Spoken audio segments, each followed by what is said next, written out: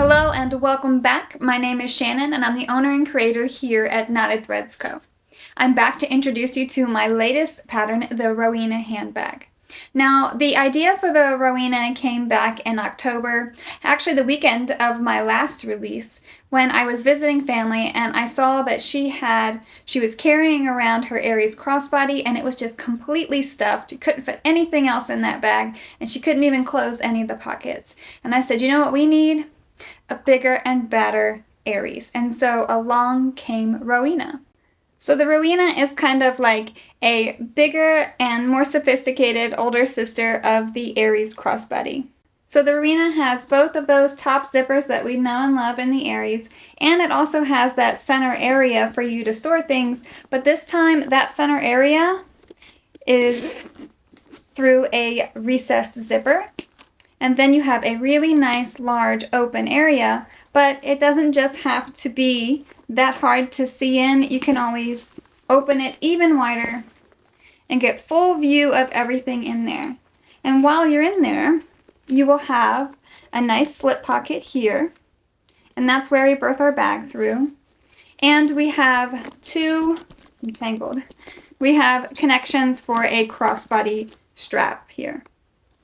And so to close it, we just easily snap those magnets back and then zipper on up.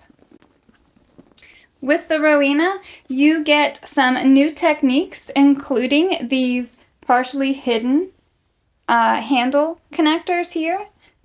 This technique is used not only on the handles but also on the D-ring connectors, and it's a great way to kind of give a much more sleek appearance to your handle connectors while also being very secure and not having to do fully hidden connectors. A lot of care has been taken in this design to reduce bulk everywhere, and it's a very unique construction. It's not a true berth and it's not a true drop-in. It's a little bit of both, unless you opt in for the minimalist version, which is included in the instructions. The minimalist version is inspired by the modded Aries that I have made and then wrote instructions up for that a lot of other people have done. And it essentially uses all the same pieces of the Rowena except for the zipper pocket linings. It eliminates those two top zippers and just gives you a basic handbag with a recessed zipper. And that one is a fully drop-in lining there. Now with the minimalist version, you can either do a single slip pocket or you can do two. For this bag in the tutorial, I only did one, but there's no reason why you can't do two. So the Rowena is truly a 2-in-1 pattern. You're going to get the same shape, you're going to get the same size, you're just going to get two completely different handbags. So the Rowena is a fully intermediate pattern. That's not advanced, but it is intermediate. So you should really go into this knowing how to ease curves, understanding how to fully follow all the instructions and maintain accurate placement throughout your bag. Does that mean that there's no wiggle room in anything in this pattern? No, but it does mean that everything has been designed to specifically work within those measurements, and having the ability to follow them really gives you the best results. Just like all of my other patterns, I walk you through every step with very detailed instructions and photos that are large and show you everything in detail. Now that means my patterns are not printer friendly, but they are device friendly. And so if you're looking at this with your phone or your tablet or your computer handy, you're going to have a really nice experience. There's also a ton of hyperlinks that help you navigate throughout the whole pattern, because this pattern did end up at a whopping 80 pages. That's just instructions. So I understand it seems daunting, but it is a complex design. But I tried my best for you, and I really hope that you love it. So it's available now. You can buy it on my website or on Etsy. All that information is going to be in the description. I'm not done editing this video yet, but I think it's going to be somewhere between 2.5 and 3 hours long. And just know that I do a lot of explaining why we do things in this pattern, because there are a lot of very unique method and techniques that I've come up with and implemented in this pattern. So I hope that you enjoy this journey, because it definitely is one, and I hope that you love your Rowena, whether it be the original version or the minimalist, and I really thank you so much for your support, and good luck! full disclosure, this is the first time that I am using my DSLR to film a tutorial, so hopefully we're good to go here. Bear with me as I may figure things out along this tutorial process. Normally that takes me at least 3 to 4 days to film the whole thing, so let's just wish me good luck.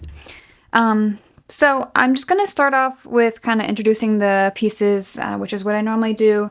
This time though, I have already done some prep. I've already done my fusing and interfacing, and so I'm just going to show you kind of what the pieces are and then how I have interfaced them. I'm not going to get into the prep that much in the tutorial. That tends to be pretty self-explanatory and straightforward, so I'll let that be.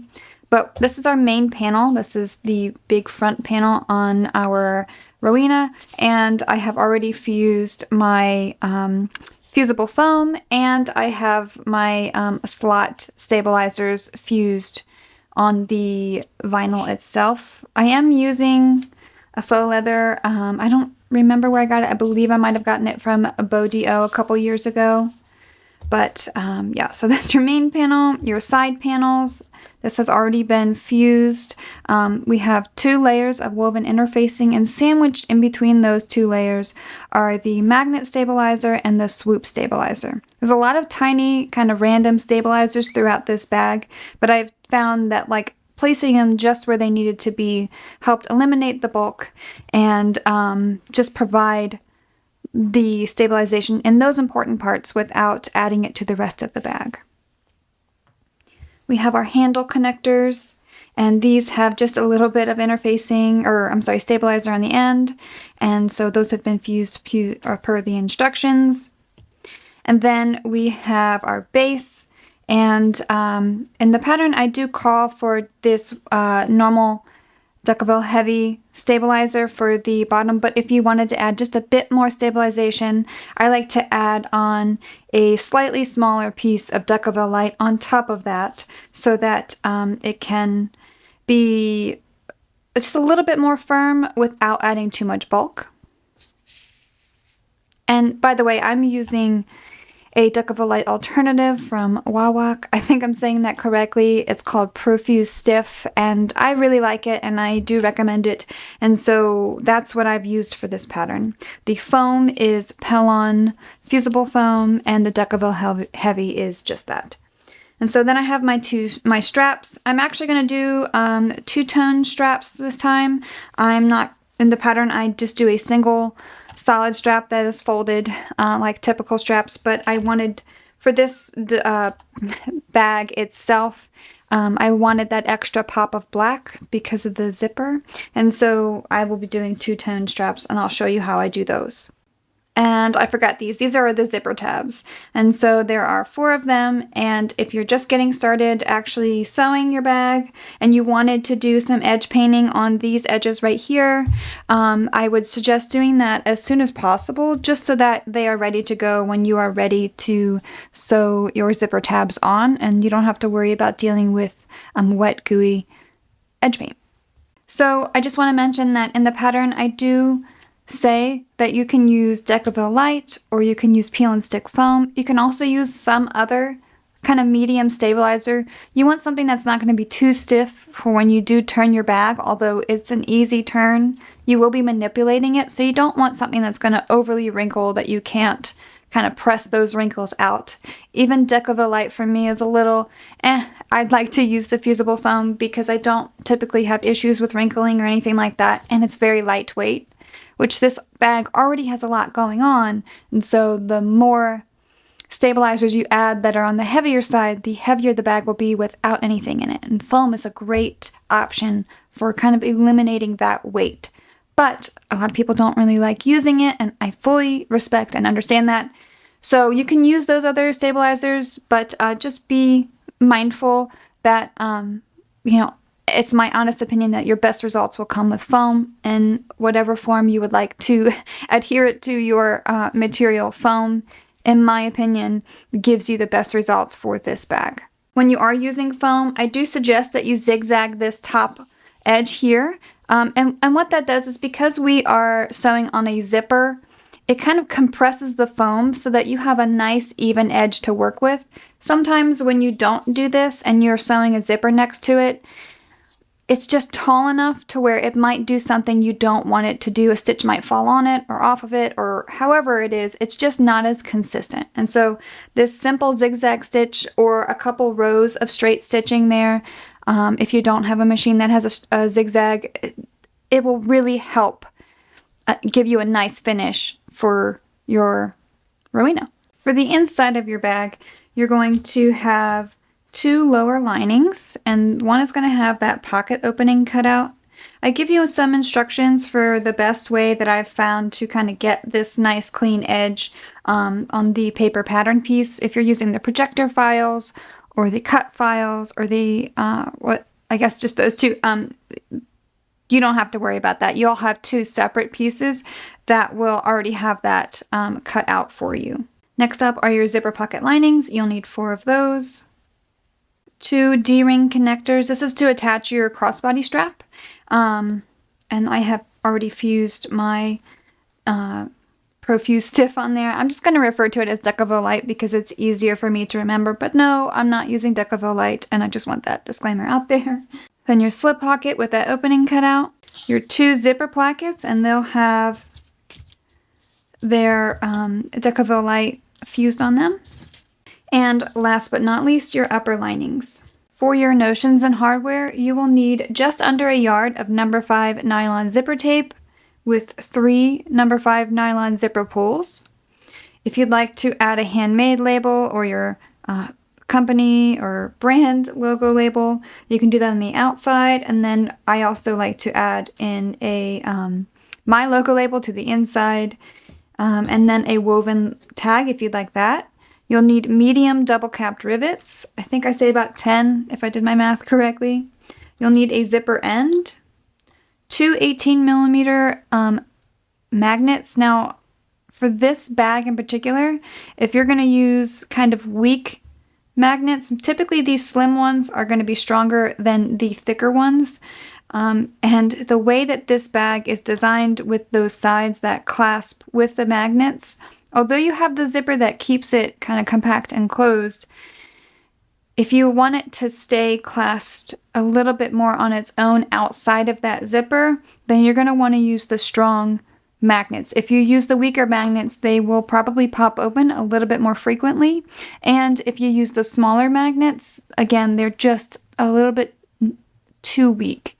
I have tried the smaller ones, the 14mm, just to see, and the strong slimline 18mm are truly your best option for this bag. You'll also need 2 3/4 inch D-rings or triangle rings. I just like these. They're nice and slim. They look really nice, and they're just my preferred option when I have them on hand. And then 4 3/4 inch rectangle rings. I know I'm going to get the question a lot, can I use 1-inch hardware? You can. I don't include instructions for that. It would be pretty easy to swap it for 1 inch. I just like 3/4 inch on handbags. I think it really feeds into kind of a more elegant look, a little less chunky for the handles, and it's just my preference. But it wouldn't be that hard to swap this out for 1 inch if that's what you want to do. I just don't cover it in the pattern. And then for your crossbody strap, you will need about 52 to 53 inches of 1.5" webbing. It can be seat belt, it can be whatever you want it to be. It's just written as 1.5" wide webbing. You can also completely swap this for 1 inch if you wanted to. I just tend to like heavier crossbodies or slings with wider cotton webbing. That's just my preference. And with that, you'll need 2 1.5" snap hooks and an 1.5" tri-glide. It's me. Hi, this is me. Yeah.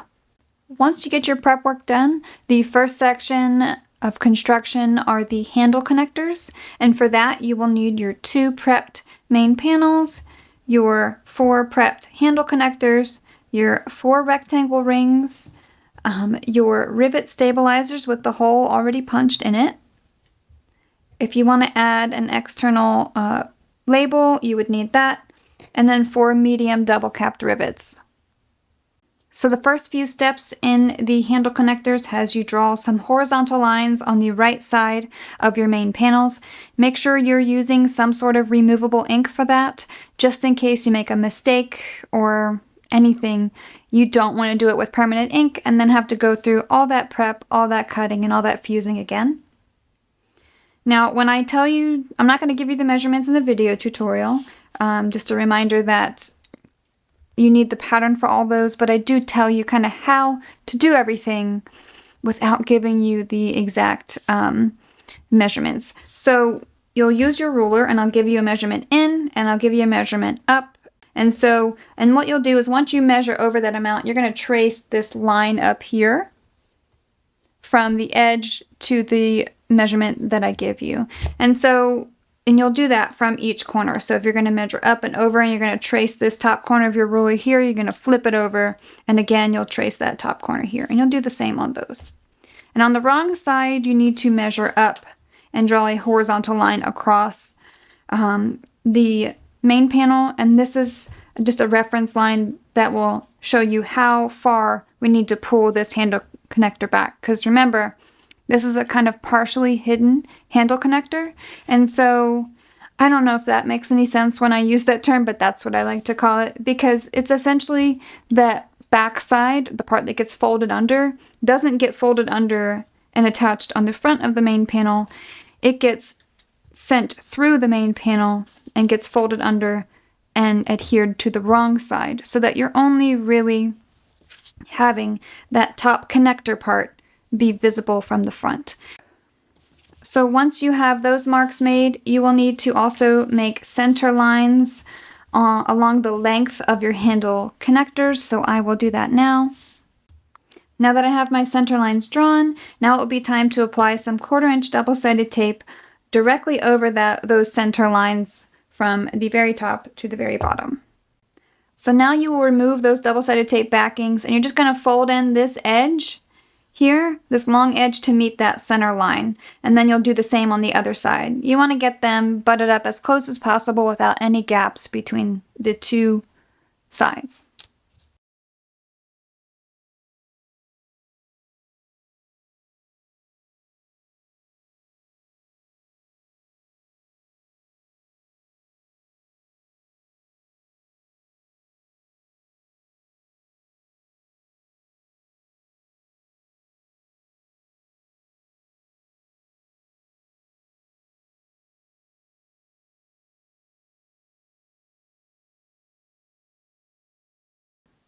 So as you can see, I have folded both of those sides to meet in the middle along the back. And I've used my clips to kind of mark where that stabilizer is, so I know which one is the top. And so now I will apply a small amount of double-sided tape along each top edge. Then I'm going to remove these clips, and I'm going to apply double-sided tape along most of this bottom seam. I'm going to give myself about a 1/2 inch from this bottom edge here, and then I'll start my double-sided tape, and I'm going to apply it until about 6.5 inches worth of double-sided tape, and then I will stop, so that there will be a gap right here where there will be no tape applied.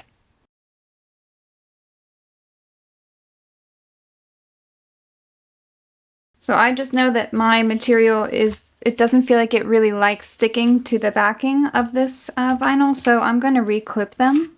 And that's just going to make sure things stay where I want them to be. Now that your handle connectors are prepped, we can cut these slots on your main panels. Now I explained to you in the pattern that I like to cut mine just slightly shy of each side of the handle connector. And that's because it essentially encourages pinching of your connector a little bit. When you insert it, it will just pinch it just slightly.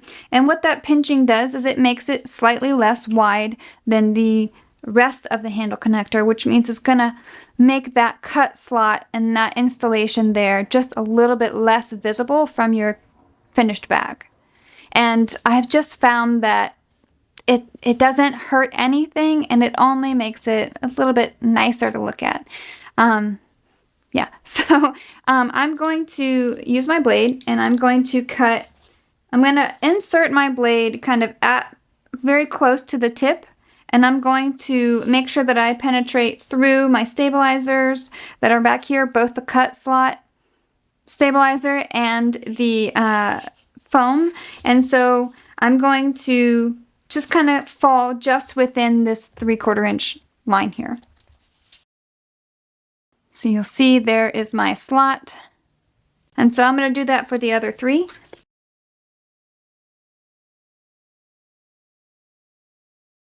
So now that I have my slots cut, I want to insert my handle connector. I want to insert the side with the short bit of double-sided tape, and I want to make sure that it is the stabilized edge. In the pattern, I tell you that you can kind of peek in and see that stabilizer in there. You should be able to. But that stabilizer is there for a reason, and you have to make sure that you are installing it on the top of the connector, right where this slot is, because it's going to eliminate the stretch of your material and it's going to further support your connection. So I'm going to kind of fold this in half slightly and just insert it through that slot. Once it gets in there, I kind of open it up a little bit. And you see how it kind of wants to push in slightly there? You don't want that. And so what I like to do is pull it in just a bit further and then flip it over, and I'm going to pull it back out, and that's going to pull out that kind of bubble that had formed on the front. So now I'm kind of seeing that edge there, and that's I want that to be pretty visible.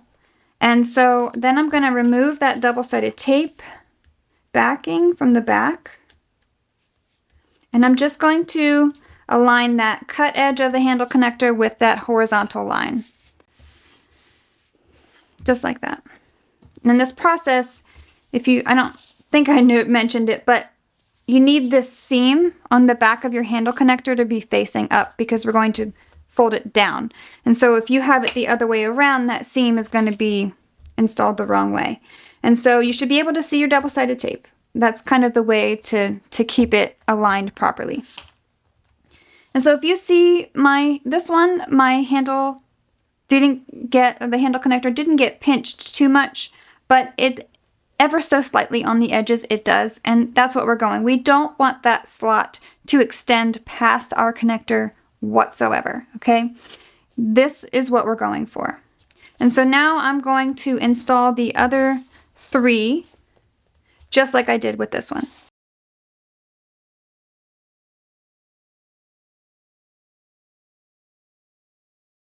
So now all 4 handle connectors have been inserted into the slots. There's no buckling here, and none of my slots are outside of my connectors at all. And that's exactly what we want. They're all aligned with that line that we drew on the wrong side of our main panels. And so that means now it's time to make a couple more markings and then sew and secure these connectors. So on each main panel, there will be a mark that you're going to draw under that slot on the main panel and one above that slot on the handle connector. And you're going to replicate that for all 4 connectors. And these are reference lines.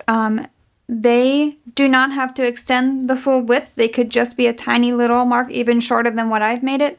But it just shows you where you need to start and stop so that you're securing things properly. And the measurements are important. They do have an effect on how the handle connector will reach the bottom if you adjust these measurements. You can always extend the length and change things to your will, but as written, these markings work.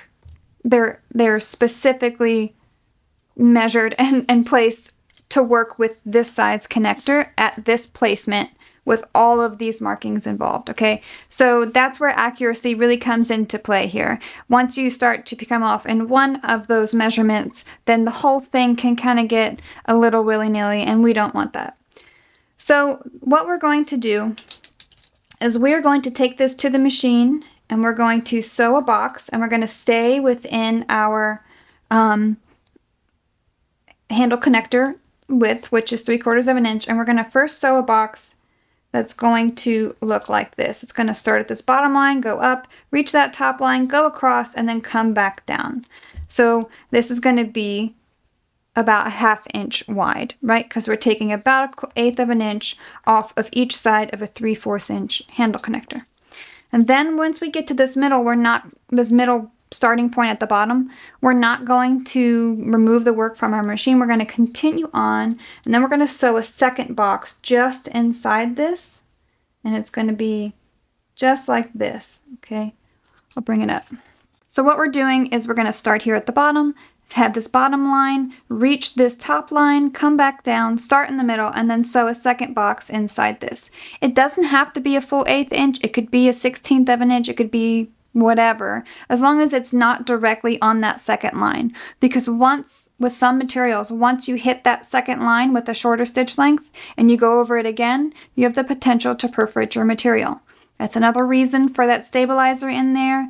But still, there's no reason why you can't do this, and we won't be riveting through or cutting through this second stitch line at all. So it just adds a whole second layer of security and durability to your connector. So I have all 4 handle connectors sewn on. As you can see, they're not perfect, okay? The important part is that I've hit those horizontal lines as I needed to. Okay, if I miss those, if they're too high, too short, it's going to affect our handle connectors. That's the most important part, is hitting that line and falling inside of your connectors, okay? That second line, no matter how close it is to the first one, or if your first one gets a little close to the edge and then comes back in, that's fine. It's going to be hidden, and it's not going to interfere with our rivets or anything later on. I know some people like to just say, it's fine, it's fine. No, it really is on this one. And so, like I said before, we did the first box and then the second box, and then we backstitched well. And so on the back of your material, it should look like this. If you used foam, all that stitching will compress your foam, and it's going to give this appearance of it kind of pulling forward. That is okay. It's not going to affect anything in a negative way. It's just a compression of the foam, and that amount of stitching of all of those materials, it's just naturally going to do that, and that's okay. So now I have to take off my clips. If you've noticed, the bar on my rectangle ring is quite thinner than the other parts of my rectangle ring, but some of you will be using thicker rectangle rings like this. And it's totally fine if you are using thicker rectangle rings. But just know that this length has been measured. It's a trim to fit, right? So you essentially don't need to trim if you're using thicker hardware. And if you're using thinner hardware, you probably need to trim a tiny bit off. And that way you don't have to adjust anything here to accommodate thicker hardware. And that was my goal. So we're going to slide a rectangle ring on. So I'm going to remove all my clips. And now I'm going to insert all of my rectangle rings onto my handle connectors. And so this part was a little hard to explain and show in the pattern, but what you want to do is this bar, you want it to essentially cover that top row of stitching. You shouldn't be able to see them when you have it positioned correctly. If it's above it or it's below it, that's incorrect. You want it to be directly on that row of stitching. So you'll remove that double-sided tape backing, and then you'll use your ruler. You'll align it, the corner of your ruler, with this point right here, this cut slot and the edge of the handle connector. That way you can make sure that you're following the straight edge of your material so that your handle connector is nice and straight. And so you will put your ruler here, you'll fold this down, and the whole time you're going to make sure that, to the best of your ability, that bar stays over those stitches, directly covers them like they should be, and then you will adhere it. And if that means you have a little bit of excess at the bottom, that's okay. That's by design. If your hardware is thinner, if it's thicker, it might not be there, but that's totally okay. So my material is not agreeing with this double-sided tape for this purpose. So instead of doing all 4 at once, I'm going to do just these 2. And so what I'm going to do is I give you a measurement to measure down from this fold. So what you want to do is place your material on that fold, measure down, and draw your horizontal line. And then you will sew a rectangle from this bottom edge across that horizontal line and back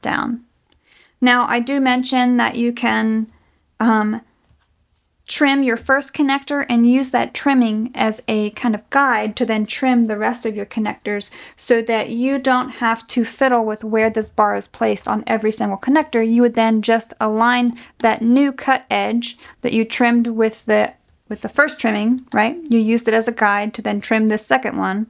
And then instead of trying to figure out if you've placed it far enough down, then you would just align it with this bottom edge. And that's just a little bit easier of a process. And so I'm going to draw my line. I'm going to sew my rectangle on each of these connectors, and then I'll do the same on this second one, and then I will show you where they are at that point. There are times where like your stitch falls maybe just short of that line that you drew, and that's what happened on this left one for me. And on this right one, it went right over it. So you do have a little bit of wiggle room if you fall just under or over that drawn line. Typically sewing right on top of it is the goal, but you have wiggle room. I tend to never fall directly on it every single time. But the back of your material should now look like this. And so you see we've sewn that rectangle, and we can have a minor gap and not. And that would be where I fell just under the line and where I sewed right over it. And that can vary as well with how accurate you are on your boxes when you are stitching those. And so as you can see, that box that you stitched is not visible. Hopefully you can see from the front of your material. You have a very sleek strap connector that only kind of bumps up here, and we're getting ready to compress that even further with a rivet. For these rivets, I will just kind of eyeball the center marking between this line and this fold, where I know that my rivet cap will sit nicely and evenly. And typically I can just eyeball that. I think I've done it quite a few times. If you wanted to measure it, you're going to be shooting for around 1/4 of an inch above that line, but that will depend on your cap size. So I'm going to make my marks, and then I'm going to punch my holes, and then I'll come back and show you how I put the rivet stabilizer on.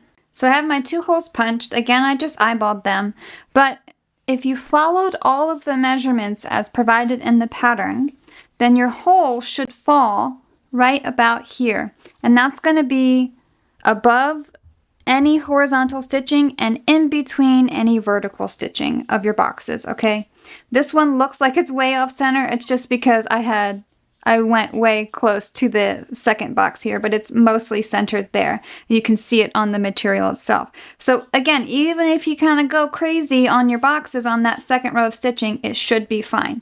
Now, if you're stitching a 1/4 inch in, then that's when you would potentially punch a hole through it, which is not really desirable. But again, you've got a pretty secure connector here. This isn't going anywhere. So now you want to take your rivet stabilizer and align it glue side down with that other hole that you punched on your main panel, and insert and set your rivet. If you're like me and these kind of went off center, it's not a crazy big deal. Would they be better straight? Absolutely. Are we going to survive as is? Absolutely. So now I will do it for this second side, and then we'll be done with this section. So now that I've completed all 4 handle connectors, if you want to add a metal bag label or your logo label to the exterior of your bag, the main panel is a great place to do that. I just tend to pick which one has the better top stitching. For me, that's this one. And so what I'll do is I will just follow the measurements. They're just a guide for placing your bag tag on your main panel. It's about 2 3/4 inches from the bottom center. And so you can use your 2 handle connectors as a guide to make sure that, you know, it's centered here versus trying to find the center of this measurement. So the next section will be purse feet and magnet installation, and for that you will need your base, 2 side panels, 4 magnet washers, 2 full sets of magnets, which means a female and male for each magnet. And then if you're installing purse feet, you'll need purse feet. So the first step that you will be doing is to top stitch your base stabilizer to your base. Even though they're already fused, with the manipulation that will happen eventually, it's good to have them further secured, and it's really nice to add that decorative top stitch to the bottom. And for me, instead of trying to figure out where I need to pivot on my machine, I just take a marking pen, a removable marking pen, or a piece of chalk or something, and I will measure in 3/4 inch from each corner and just put a little dot in the corner, and that shows me my pivot point, and it takes the guesswork out of it. That way I know exactly where I need to go. Once I pivot, then I'll follow my seam allowance on each side using my machine, but I at least know where to stop with my needle in the down position. Okay, I know it's a little hard to see, but I have finished my top stitching. And if you notice, it looks like one continuous stitch line, and that's just because I pulled my threads to the wrong side. And so what I did is I started with long tails, went around, stopped about here, and then pulled my starting thread tail to the bottom, finished my seam in the same hole that I started in, and then knotted them together and melted those threads together. And so now from here, once you've done this, you can install your purse feet. I give you measurements, and there's also markings on the pattern piece. There are 4 purse feet, and they kind of are close to this marking here, or close to the stitch line in the corners. But if you're not going to do purse feet, you can do what I do, and this is completely optional. I just think that it gives a nice look, which is I will measure in an additional 3/8 inch from these corners, make marks just like I did the first time, and then sew another box on the inside. It really is completely decorative. I just like it, and I think that it adds a nice little touch. And again, completely optional. I'm going to do that now, and I'll show you what it looks like. So this is that second line of top stitching, or the second rectangle. I do think it looks really nice. I think it adds a nice additional kind of like artisanal touch to it, and I just enjoy it. But if you aren't very confident in your top stitching, again, it's totally optional. It's just decorative.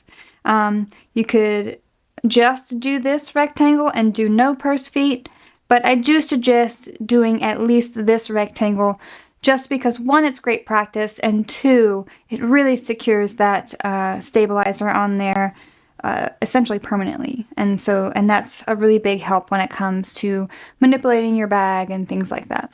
So now it's time to mark for your magnet placements. I do give you measurements if you don't have the pattern piece or you don't want to use the pattern piece, but you will do this on the right side of your material, and you can use the pattern piece here like I have shown, and right in the center of those eyes is where you want to make your marking. Now you'll use these placements to then transfer your slot markings for your magnet.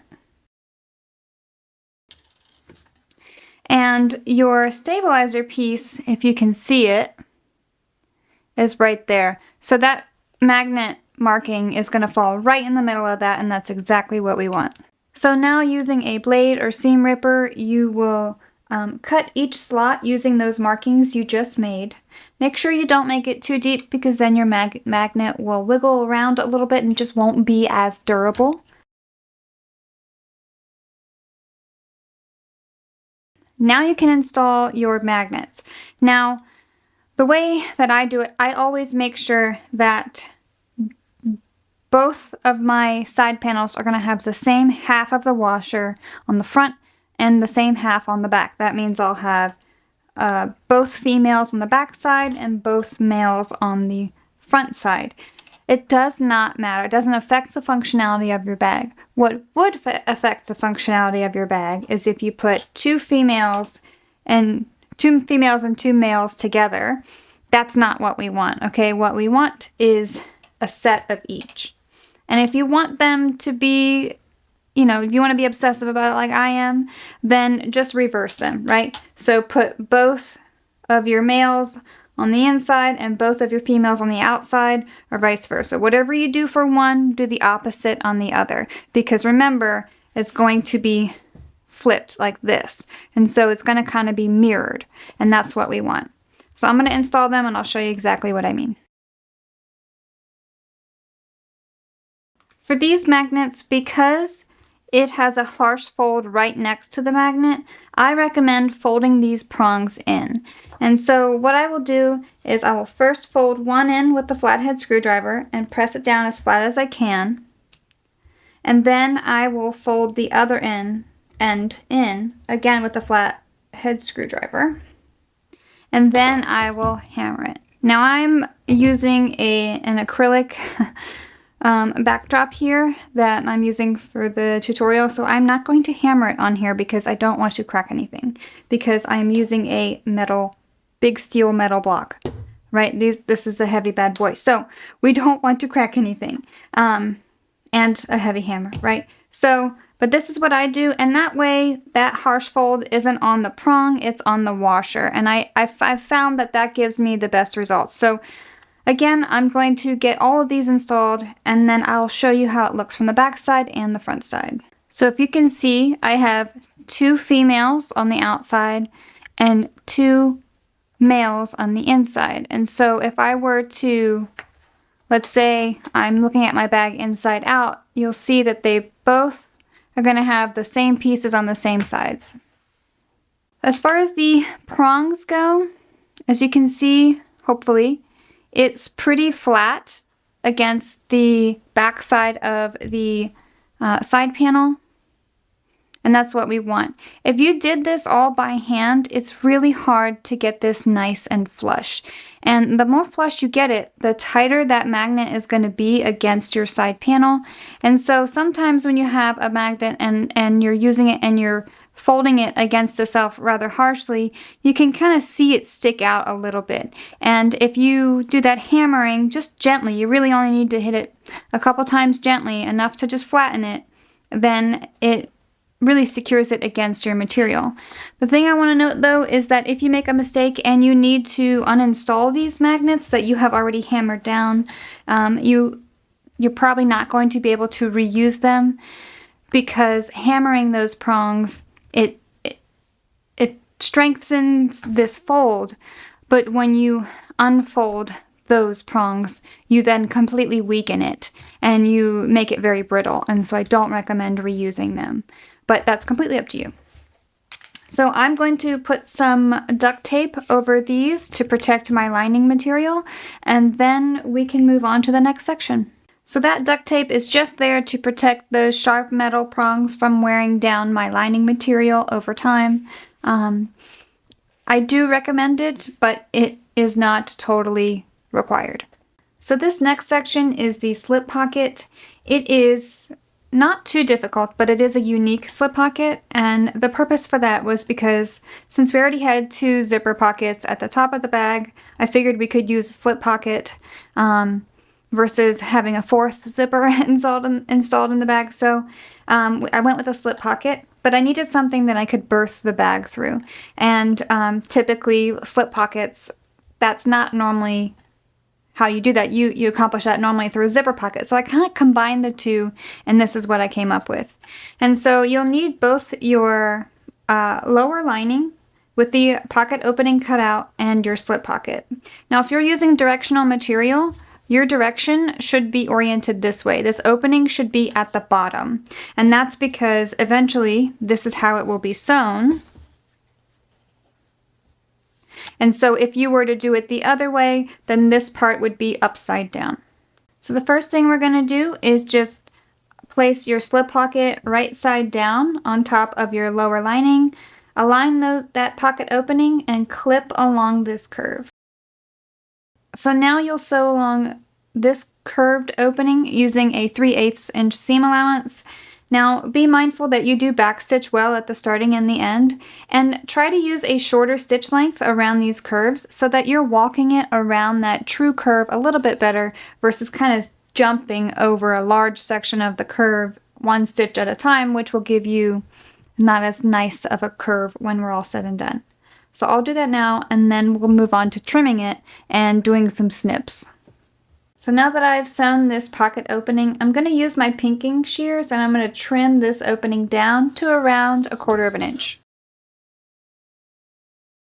So now that I have that trimming there, I'm going to take my scissors and I'm going to use the inner point here around these curves as my guide to snip into my seam allowance. And that's because when we turn this right sides together, we need to allow this material to expand because it's going to want to now be on the outside of this seam here. And so this is going to keep it too tight and it's not going to allow it to expand the way we want to.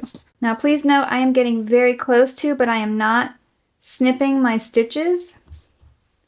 And that's another reason that it's helpful to use pinking shears here to kind of reduce further fraying.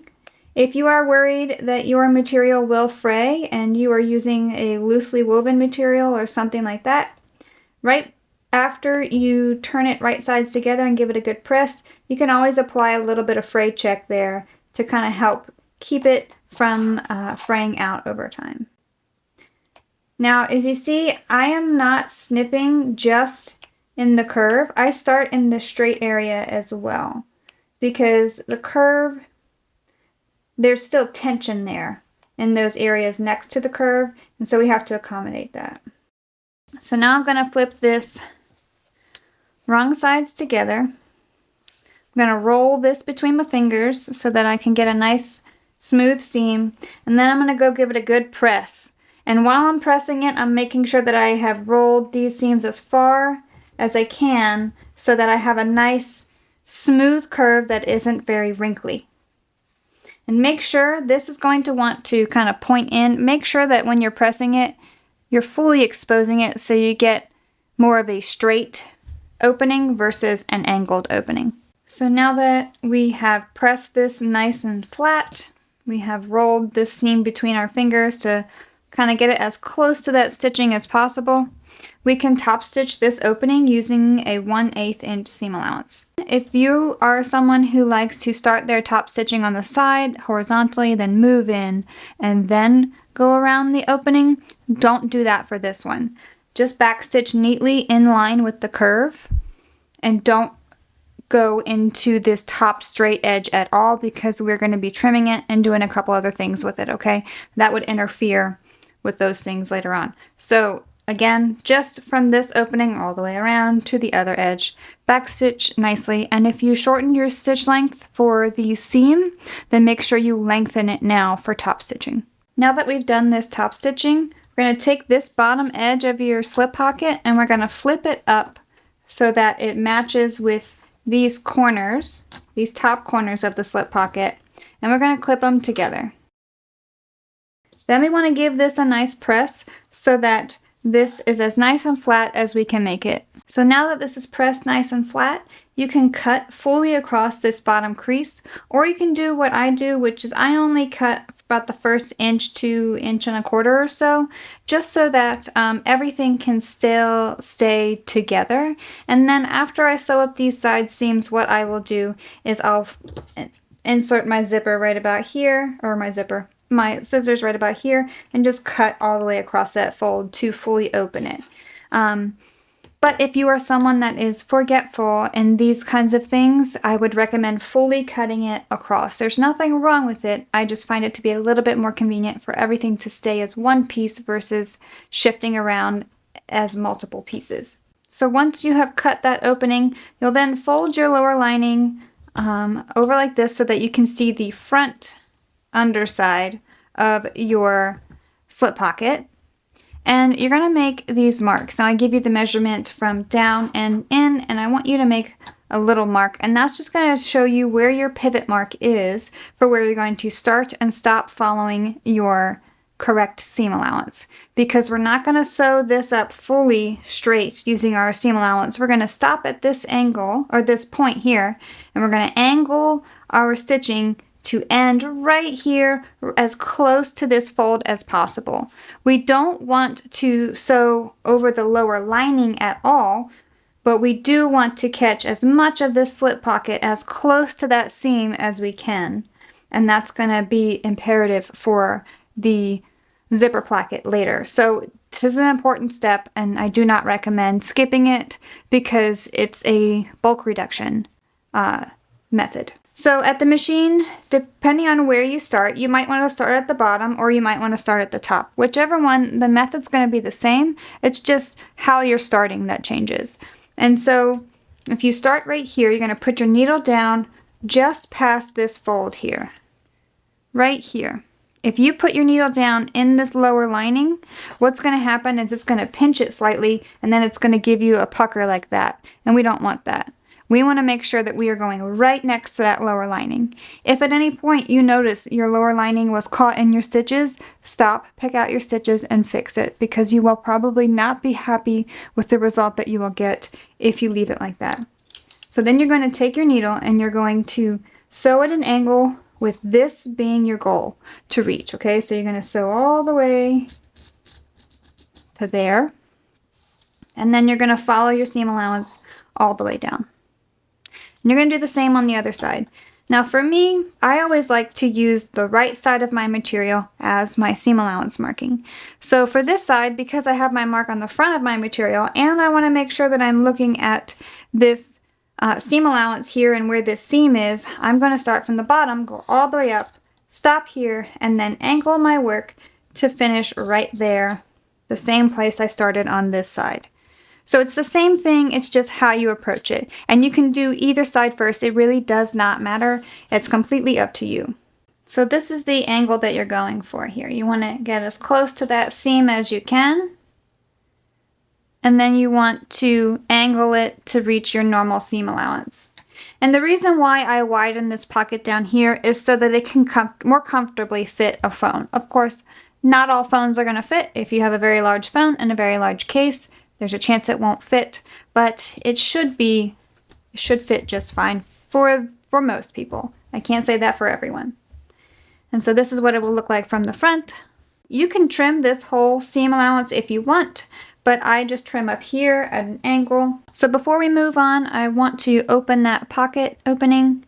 The saving grace with the Rowena is that even if you forgot to do this, towards the end of the bag, you could still accomplish this task. Now, if you're sewing the minimalist version, you don't cut this open at all. I'm going to be covering the minimalist version of this bag at the end of the tutorial in kind of a whole separate section. So if you are reverting back to this section, you will see that this is not opened during that process. It is for this one though, because this is how we're going to close our bag. So you've opened this here. And we're going to draw a line across this bottom. In the pattern, I tell you to do it before we've sewn up these sides, but I tend to always forget to do it myself until right about now. And so I'm going to draw that horizontal line as I instruct in the pattern. So that horizontal line was made on both sides of the slip pocket. And so now what I want to do is I want to snip horizontally into this seam allowance. I don't want to cut my stitches, but I do want to get as close to them as I can, like this. And then, just because later on everything kind of gets to a bit close to one another, I like to snip these at an angle. It just kind of keeps things a bit out of my way.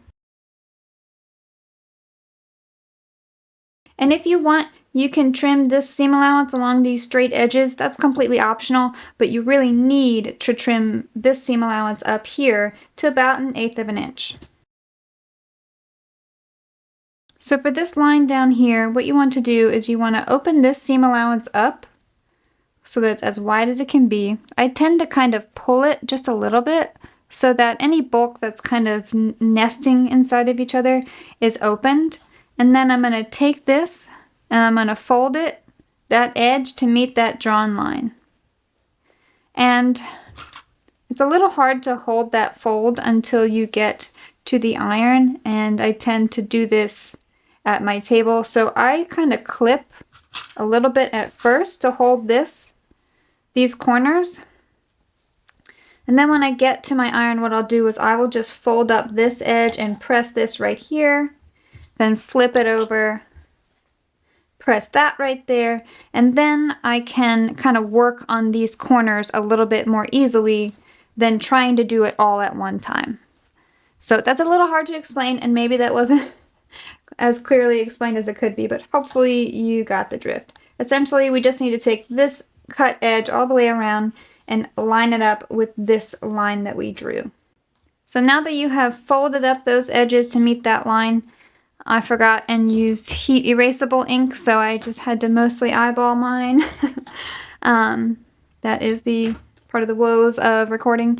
But both sides have been folded up to that line. That seam allowance has been opened. And then what I did after was I took it to my little mini metal block. It's a jeweler's block technically, and I just hammered it slightly, and it really gave me a nice smooth thin edge here that later when it's time to close up the bag and we top stitch it, we'll have this nice edge here that we pull out to close. And I always pinch and push it like this, if that made sense. And that kind of puts that bulk where we need it. And you see we got kind of a nice thin spot here, and then we'll just top stitch this. And that is our slip pocket. Now you could do this on both sides of your bag. You don't have to do a single slip pocket. You could just repeat this process on the other side of the lining. There's no reason why you can't. I just did a single slip pocket, and I figured if you wanted to do two, you could. Unfortunately, we are all done with the short and sweet sections, and now we're getting on to the heavy hitters, so just buckle up and be ready. Essentially what we're going to be doing with this section, which is the recessed zipper and lining assembly section, is we're going to make a recessed zipper and then install it onto two individual lining pieces that are comprised of two upper and a lower lining. So we have our two upper lining pieces, our two lower lining pieces, our D-ring connectors, a recessed zipper or our zipper placket. We'll need a length of zipper tape here, two 3/4 inch D-rings, two medium double cap rivets, your two rivet stabilizers, and a logo label or a woven tag if you would like to add one. So the first few steps of this section show you how to get nice folded edges that are even on your zipper tape, which you will need to do for your zipper placket. Because I'm using black on black here, maybe not a great option to show you, so I've opted for a zipper tape scrap that I had handy. So you want to start with a mostly straight edge here. Mine's a little uneven, so I'm just going to trim it a slight bit. Does it matter? Technically, yes, and I would always start with as straight of an edge as I could. So I'm going to trim that slightly. I know that didn't seem like much, but it does really matter, at least to me. And so what I'll do is I will separate this about 1 inch. And then I'm going to take these coils here, the zipper teeth, and I'm going to fold it over to meet this straight edge like this. And I want to create a point here with this corner. And then once I do that, I have like a pinch here, and that's how I'm holding it. I'm going to take that whole pinch and I'm going to fold it back on itself. And what I want is that point that I made to be perfectly parallel with the zipper tape, like that. And that should enable the rest of that material to butt right up against those coils there and give you the illusion of a continuous piece of tape where the coils just wrapped around and went to the side versus actually looking like it was folded. Just like that. On the back side, it will look like this. So then I would take this to my machine and just do a basting stitch about 1/8 of an inch away from this edge. Essentially, I want to catch the bottom of this point, and I want to go all the way to this teeth. I do tend to go like kind of into the teeth and then back stitch back so that I make sure I've made it all the way to the end and I've secured everything I want, and now I'm going to secure my stitches by back stitching. And so I'll show you what that looks like once I'm done. So there we have that finished edge. There's the back side. I just did a little bit of stitching there. And so now I will repeat this whole process for this side. Now when I do this side, because I'm right-handed, it's easier for me to manipulate things towards my left side. And then with this one, it's a little harder. What I tend to do is create the point from pinching here, like this, and then I'll bring it down until I get it at the spot that I want it to be. I know that's really hard to see. I'll do it again. So I pinch this point, and then I'll just kind of push this up slightly until I get that fold that I want. And then I'll catch it and then pin it to match.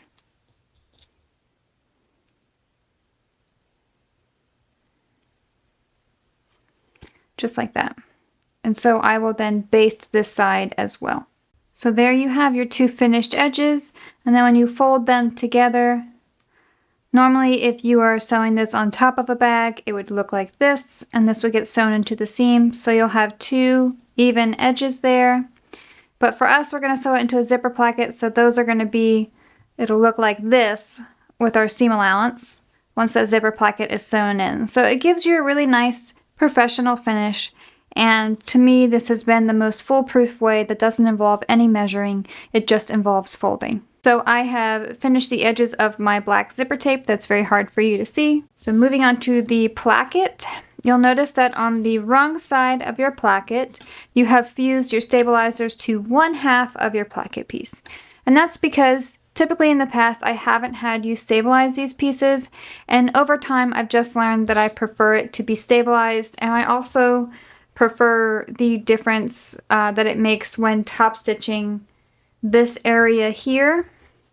So when you would fold it around your zipper tape and your top stitching, this just adds a little bit of extra bulk that, brings it a little bit closer to the bulk that you are stitching in the zipper seam, so that when your tension is set properly for your zipper seam and you go to pivot and top stitch the rest of it, you're not having such a drastic change in bulk there. You will still have a change in bulk, but this kind of helps oomph it up just a little bit more. So the first thing that you're going to do is you're going to make sure that both of your stabilizers are on one side of your placket piece and oriented like this on your workspace. You're going to flip them over and you're going to find and mark the center markings, the inner center markings of your placket pieces. So I've made my center markings there on the right side, and now I'm going to flip it over. I'm going to apply some double-sided tape within these markings here on each side. Now in the pattern, I instruct you to kind of stagger your tape, and I will kind of explain that a little bit more as I'm doing it. So I'm going to put one close to the line. I don't tend to go fully to the edges here. And the other one I'm going to put a little further up, maybe closer to 1/4 of an inch. And that's so that when they're folded together, they're going to offset one another like that, so that you're not going to get a double dose of double-sided tape at once. Then you'll remove those double-sided tape backings, and you will fold that edge in to meet that drawn line, which should meet right at the stabilizer on that one end where the stabilizer is. Just like that. And then I'm going to trim these edges here at a bit of an angle. Like that. So now that I've trimmed those back, I'm going to flip these over to be right sides up. And the whole time I'm going through the zipper placket process, I am making sure that I'm keeping these inner markings aligned. And it's really just so that you don't get confused as to which side you need to adhere now, if it's this side or that side. If you just kind of get it set up now and you kind of keep it that way, nothing will get mixed up later on. But if you ever get mixed up, always just orient them to the right, to one side, and then match up those inner markings. So now I'm going to apply some 1/8 inch double-sided tape between this center marking and the folded edge of my zipper placket. Now in the pattern, I tell you that if you are someone who has a machine that struggles with that bulk there on that corner with the zipper teeth and all that stuff, you can drop the placement of your double-sided tape back about 1/8 of an inch, and that will kind of eliminate that zipper tape fold from being right there on the edge, and that typically helps you when it comes to dealing with that area. And so again, I'm applying it right along this edge all the way to the bottom here. And it doesn't matter which side you start with, but you will be placing your zipper right side down. So those coils are going to be facing the right side of your zipper placket. And you're going to remove that double-sided tape backing and adhere that edge of the zipper tape to the edge of the placket. And you're going to give it a nice press to make sure it stays adhered. Hopefully you can see that there's that gap there and it's fully adhered. And again, this is the stabilized side. So when I stitch it later on, it will become the top. So now you can fold this back on itself and clip, or you can use double-sided tape. I'm going to use double-sided tape. And then I'm going to fold this to meet that folded edge down here. And I'm going to adhere it from that point down so that I know that this edge is aligned, and any excess, even if it's slightly uneven, is going to get centered down here where there is no tape. Now we will sew from these folded edges all the way along this till this folded edge using a 1/4 inch or a 3/8 inch seam allowance. Now I know that seems a little odd because it's an 1/8 of an inch difference, but for this kind of placket on this bag, it really doesn't matter too much. As long as you're at least hitting a 1/4 inch, so you're fully securing your zipper, and you're not going past 3/8 of an inch, which is going to be a little too difficult to sew, you'll be just fine. So for my seam allowance, I like to use the edge of my zipper foot, which is not 3/8. It's also not a 1/4 inch. It's technically that happy middle ground that's right between those. Unfortunately, that would mean giving you a 1/16 of an inch marking reference for a seam allowance. I just don't think that that's kind of fair to make you think through. So you have the option, of course, like I said, between a 1/4 inch and 3/8 of an inch. This is just my favorite. And so what I will do now is I will sew a second stitch line just inside of this one on the seam allowance. Right here, not into the rest of the placket, but just on the inside of the seam allowance. And then when I'm done that, we'll do some trimming for further bulk reduction. And there is that second stitch line. So now we can do some trimming. So the first thing I'm going to do is kind of pull this little corner up here where the coils have been folded. And I'm going to kind of release it from the double-sided tape so that the zipper is by itself. And what I want to do is, now that I've pulled that away, like that. So now that I've pulled that away, I want to kind of trim the zipper placket just where all that folding took place. Sometimes you get a little bit of fraying there, so I just hit it with the lighter again. But if you can see now, I've cut away that placket right there and then right there. And that point of the zipper tape folding is right about there. So now on this other side, I'm going to angle my scissors right next to that stitch line and just snip till about that marking we made in the prep, just like that. I'm going to do that again on this side. And this is more helping it from not poke out to the back of your placket when you kind of fold everything wrong sides together, which is what we're going to do now. And if you have a sharp tool that is not too sharp, go ahead and poke that corner out. I found my tool, so I'm going to just poke in here and make sure everything is as exposed as it can be. It's all pushed out gently without poking a hole through my material. That's the goal. And then we're going to clip this all together. If you can press your material, definitely give that a go. That'll give you the best edge in which to top stitch. If not, it's totally fine. While we're top stitching, just make sure that you're kind of tugging this gently as you go, just so that it's nice and taut. You don't want to overly pull it. You just want to make sure that that zipper is fully exposed. And you're going to top stitch away from each edge using a 1/8 inch seam allowance. So your zipper placket should now look like this, with those 4 edges top stitched and closed. And then we'll do that same whole process on the other side. And so the reason why I leave this in the same place here in the tutorial and on the in the pattern is so that you understand that I want you to start off on the same side doing the same thing. And that will make sure that your stabilizer is on both top sides of your placket. So I'm going to get this finished and then we can move on. So I have finished both zipper placket halves, and so now if you haven't already, separate them and then mark the center of this edge right here, this raw zipper placket edge. I want you to find the center and make a short marking. So once you've found and marked the center of those raw edges of the zipper placket pieces, you also need to find the center, the top center of your lower lining pieces. You can either notch them or mark them. And then for the upper lining pieces, I've just marked mine.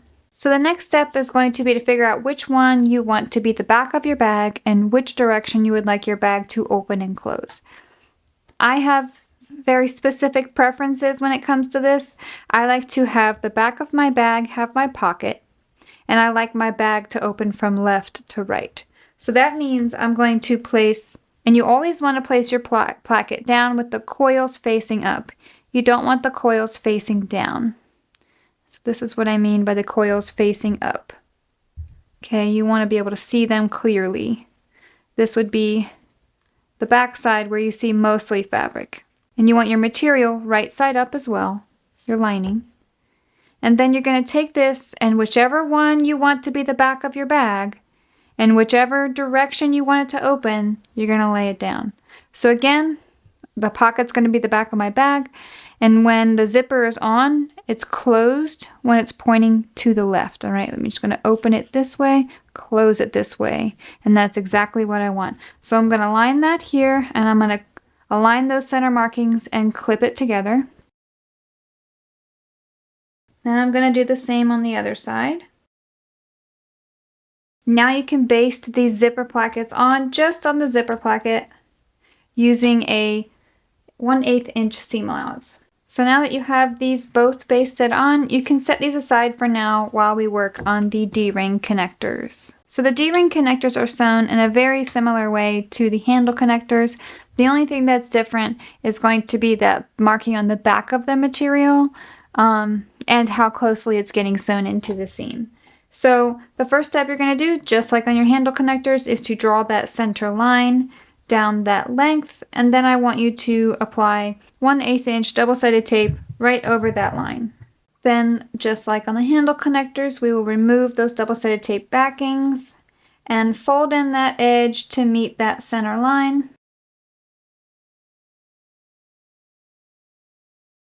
So now I'm going to make note of where my stabilizers are. The stabilizer runs almost the entire length of these D-ring connectors, but just make sure that you're starting off with the stabilized edge and not the one that doesn't have it. And you're essentially going to put 2 small strips of double-sided tape on the right over that seam. So you're going to put one right on the edge, maybe a 1/2 inch to 3/4 of an inch, or I'm sorry, 3/8 of an inch. Maybe even smaller. And then you're going to leave a small gap on the bottom. Again, that's where there is no stabilizer. And you're going to put another small strip. The goal is to reduce the amount that's in your seam allowance if you can, and to not have it touch your hardware. And so that's what the purpose of that gap is right there, and that gap right there. So now, very similar to the handle connectors, but in a different way, we're going to measure up from the middle and over. And measuring up and over, once you hit that measurement, I tell you, then you're going to trace another line here that is 3/4 of an inch long. And you're going to do that for both upper linings. Then we're going to cut through this slot right here. Remember, do not cut outside of those slots at all. Make sure that you are cutting just inside of them or no further than that drawn line. And then again, we're going to take that stabilized end and put it in through that slot. Then I'm going to remove that small bit of double-sided tape. And this time, instead of a line that we're referencing here on the bottom of the upper lining, I'm just going to align that edge of the connector with the edge of the stabilizer. Then I'm going to do the same on the other. Now remember, when you're making a bag and things have to be on each side of the bag and you have 2 different panels you're working on, it seems counterintuitive to do them both on the same side. but that's what you want because it will be flipped and then reversed, okay? So it melts your brain a little bit at first, understanding, you know, how bags are mirrored in these ways, but definitely one of those things where if you tried to mirror it beforehand, it would work against you. So now we have those two installed, and again, that slot is not going outside of my connector whatsoever. And so now I'm going to draw the same lines I drew before. So I've got my stitch markings on there, and again, we're going to do the same thing we did before. We're going to start in this bottom center, we're going to go over, we're going to go up, connect to that line, go back down, okay, to the middle again, and then a shorter box on the inside that is hopefully a little better than the lines I just drew. So I will do that and then I will show you.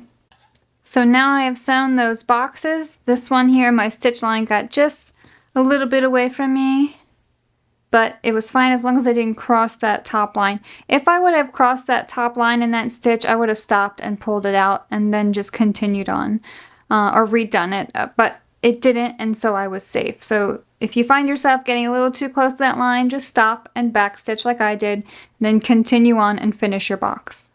Now we can install those D-rings or triangle rings.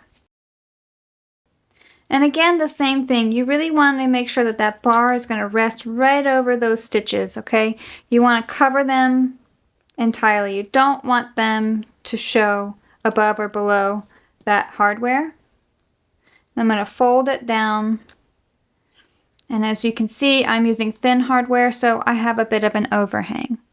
That does mean I'm running into my double-sided tape right there. If that's an issue for you, just stop and pick it off until it's fully out of your seam allowance, and then continue on. So now that I have folded those down, I can trim off this excess, and I want to measure down from this fold right here the measurement that I give in the pattern and draw that horizontal line. And again, that's going to be our guide of where to pivot when we sew a rectangle from this bottom edge all the way up across that line and back down. Alright, so full disclosure that this line right here is going to line up just above this line right here. So it's going to be just a bit of this bulk that you're going to be stitching, just like this. So it might be a little hard for your presser foot, depending on how narrow or how thick it is, to kind of stay centered on top of this, right? And so because of that, I do suggest using a hump jumper and to help you kind of navigate around here. The good thing is that only about a 1/4 inch of this connector is going to show in your finished bag. But still, if you want it to look the best that it can be, you can definitely do it the way that I call for. But if you need to, you can go just above this line that we drew, and it gives you just a little bit more space to kind of maneuver on that bulk there so that your foot isn't kind of off to the side a little bit. So I've sewn those two boxes. They aren't pretty. It isn't the easiest thing to top stitch. It is possible, but it does take some practice. And again, the hump jumper is so helpful here. And so now I'll mark for my rivet placement, and then I will insert my rivet, the rivet stabilizer, and then set my rivet. So just kidding, we are not going to install our rivet. I did punch the hole, but late in the designing process, I decided to change it so that you install your rivet after you sew the lining seam, just so that you could give your presser foot a little bit more room to navigate around all this stuff. So if you punched a hole already, totally fine. If you installed your rivet, it will be okay if you have a narrow foot. If you don't have a narrow foot, it might give you a little bit of an issue, but if you have a zipper foot, it could be okay.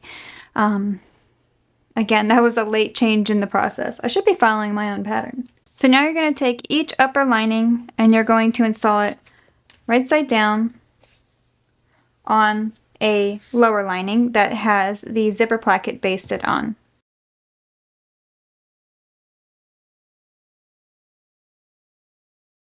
So I wanted to zoom in for a second to show you that you have your edge of your zipper placket that sits nicely inside of that slip pocket, And then between that edge and your D-ring connector edge is a gap, which that angled corner of the slip pocket should fall right into. And that's all bulk reduction right there. And that's the reason for all of those things. If we kept it straight, it would hit this D-ring connector, and then that would make it pretty bulky because it's going to fold back on itself. So then you would have a lot of layers right there, and we don't want that.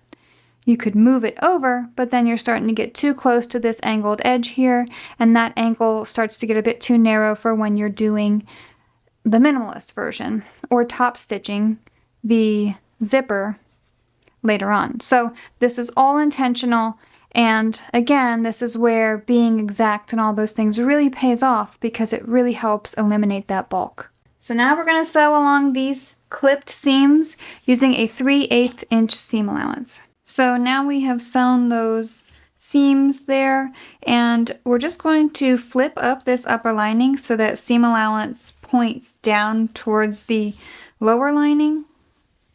And we're gonna give these a good press to get a nice crisp edge. So now they both have that really nice crisp edge there. If you have a hammer, you can gently hammer these little corners here. It is a little bulky there, but it's not too bad. It could be worse depending on the material you're using, such as heavy canvas or waterproof canvas, anything like that. It can get a little thick there, but because we're slowly walking it up here, it isn't that bad. But again, every machine is different, so just be mindful of that bulk. When you top stitch this edge here, which is the next step, you're going to use 1/8 of an inch all the way across this edge. Now you're going to do the same thing on this edge, but if you want, you can completely skip this step.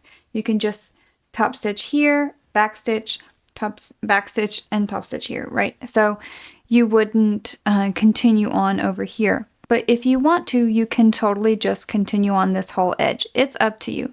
For me, because this is a free moving pocket, I don't necessarily want that stretch happening on that single stitch there that is in combination with the change in bulk, right? Typically, when you go from bulk to less bulky with a single stitch, you tend to lose a little bit of proper tension there.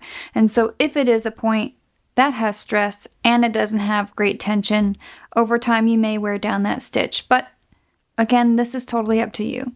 It's my preference to do just these sections, so that's what I'm going to do there. So now I've got that top stitching done. As you can see, I did not continue my top stitching into this pocket. I did do a single stitch there that I back stitched a couple times, and then, you know, that I ended here, picked up, started here, and then went on. And this one I just went fully across. So now we're done with that. And the last part of this section will be to add in the rivet finally. So you will just insert your rivet stabilizer, and then set it. And so I'll do those real quick. So I got both of the rivets set, and the last step for me before we move on to the next section is going to be adding in my logo label. This is, I get these from Heartwood and Hide, and they are cork. If you wanted a guide on placing a label, kind of like I do mine, I would suggest doing it a little higher up on your lower lining. Okay, if you get from about the midpoint down, it's going to sit really low in your bag and it's going to be a little hard to see or read. So that section leads us right into the zipper pocket assembly.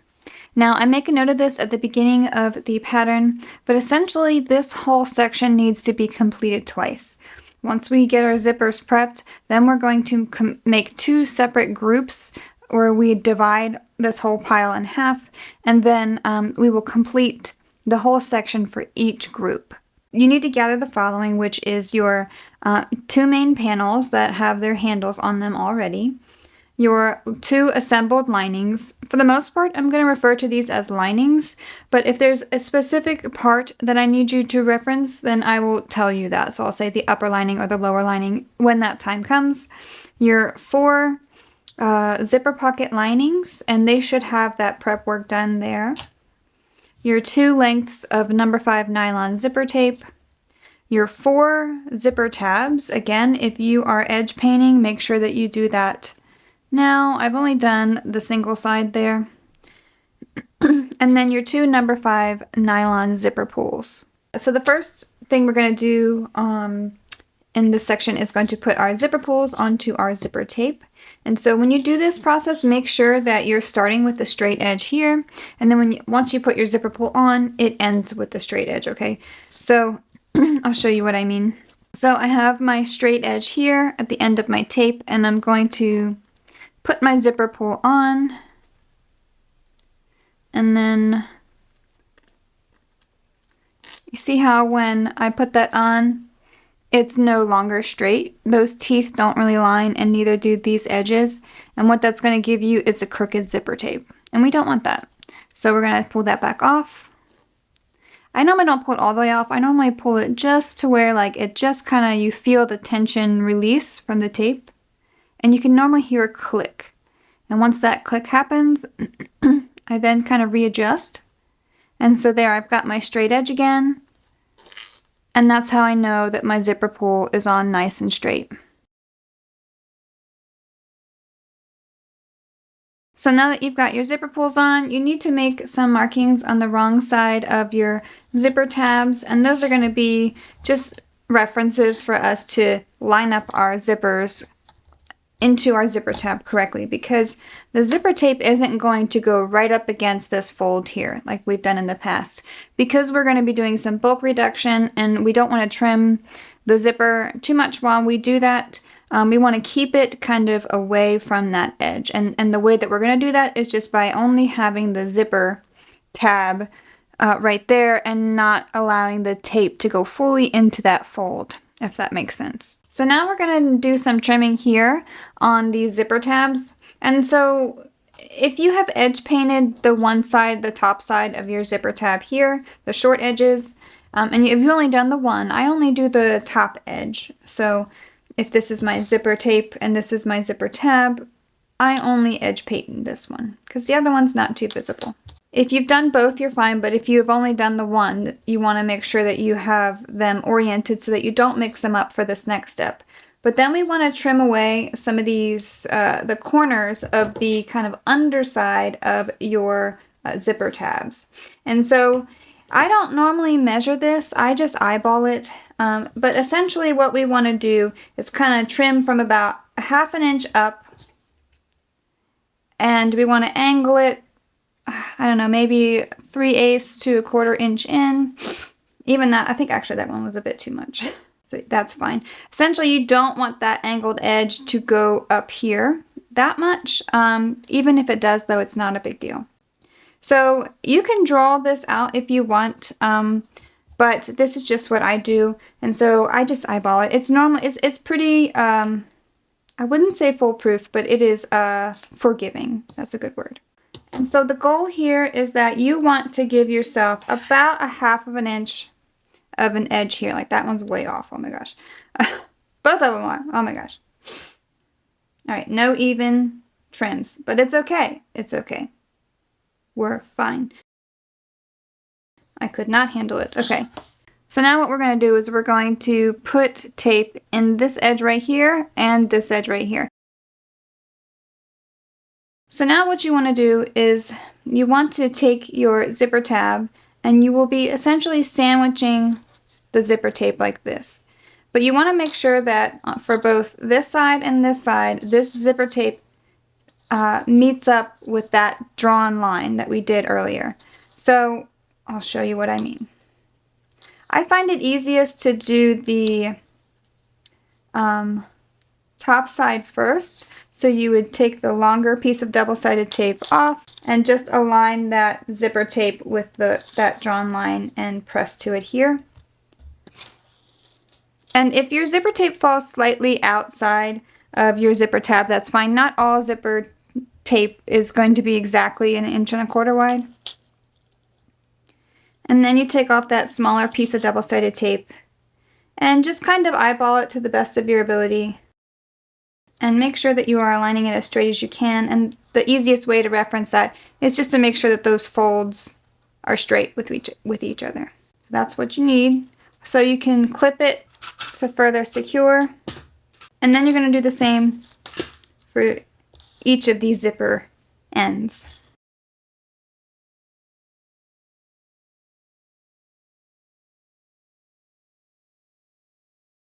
So now you have your zipper tabs onto your zipper tape. And what you'll do now is you will top stitch away from each edge here using a 1/8 inch seam allowance. So you're going to just sew from here to here, from here to here on each zipper tab. So I have my zipper tab sewn on. I like to do this kind of assembly line method, but you see I just do a 1 stitch, back stitch, continue on, and then each edge gets a single back stitch, and that's normally enough. We're going to have a lot of basting and sewing and top stitching going on here. We don't really have a lot to worry about when it comes to those stitches becoming loose. So I've given you a measurement and the pattern, a roundabout of what your zipper tape should end at. Some of that's going to depend on how well you aligned your markings here. Whatever your length is, as long as it's within that general area, you'll be fine. So, but now we're going to move into a little bit of the strange bulk reduction stuff. And so what we're going to do is we're going to measure in from this edge of the zipper tape here, and we're going to measure in about 1/8 inch, and then we're going to make small vertical marks right here. So now that you've made those 1/8 inch markings, what you want to do is you want to take your scissors and you want to start with them right after your top stitching and angle them to cut off that 1/8 inch marking like that. I'll do that again because I don't think that was in focus. There we go. So again, you want to start here right at your stitches and angle your scissors to cut off that 1/8 inch marking, just like that. You can do that for each corner.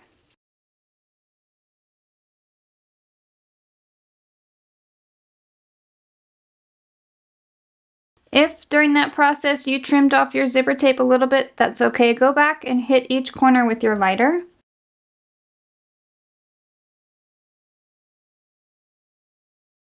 Now I'm just going through and making sure that my angles look pretty consistent. Sometimes with this folded edge, it can kind of give you a slightly different angle. And sometimes you just get an angle if you're cutting, like I did, one side from the edge of the zipper and the other side from the edge of the fold. So this is the shape of the zipper that we want. And I know a lot of people probably wonder why I just didn't keep it straight. Well, if I kept it straight, what happens is that gap that's next to the zipper it opens a little bit more wider, because when we sew our seam allowance, we're going to be continuing it all the way to this edge. So we are greatly reducing the width of what this edge will be when it's sewn in. And so when you fold that over, it tends to angle your zipper down just slightly enough to then encourage it to be a smaller gap right there. And it also, you know, we have a rounded top to this main panel. Let me grab it and I'll show you. So changing the angle of the zipper tape then helps encourage the zipper to follow the angle of the main panel.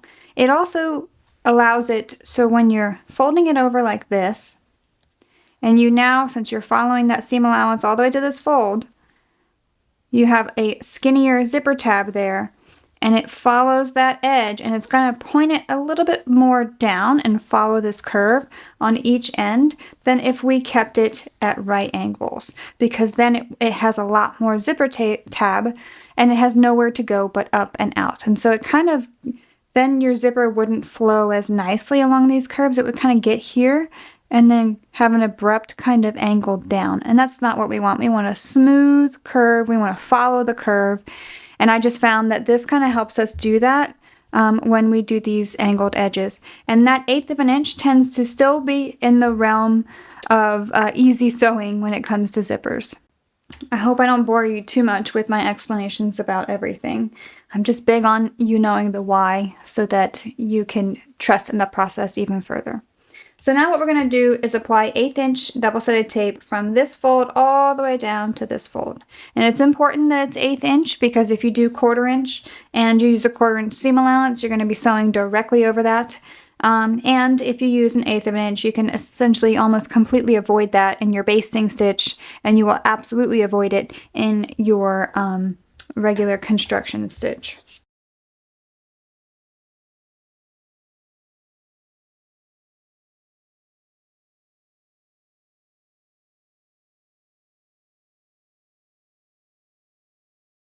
All right, I zoomed us back out, and this is what we were going for. We want to follow the exact shape that we created by trimming those tabs, and we want to make sure we are applying double-sided tape that whole length of each side of the zipper.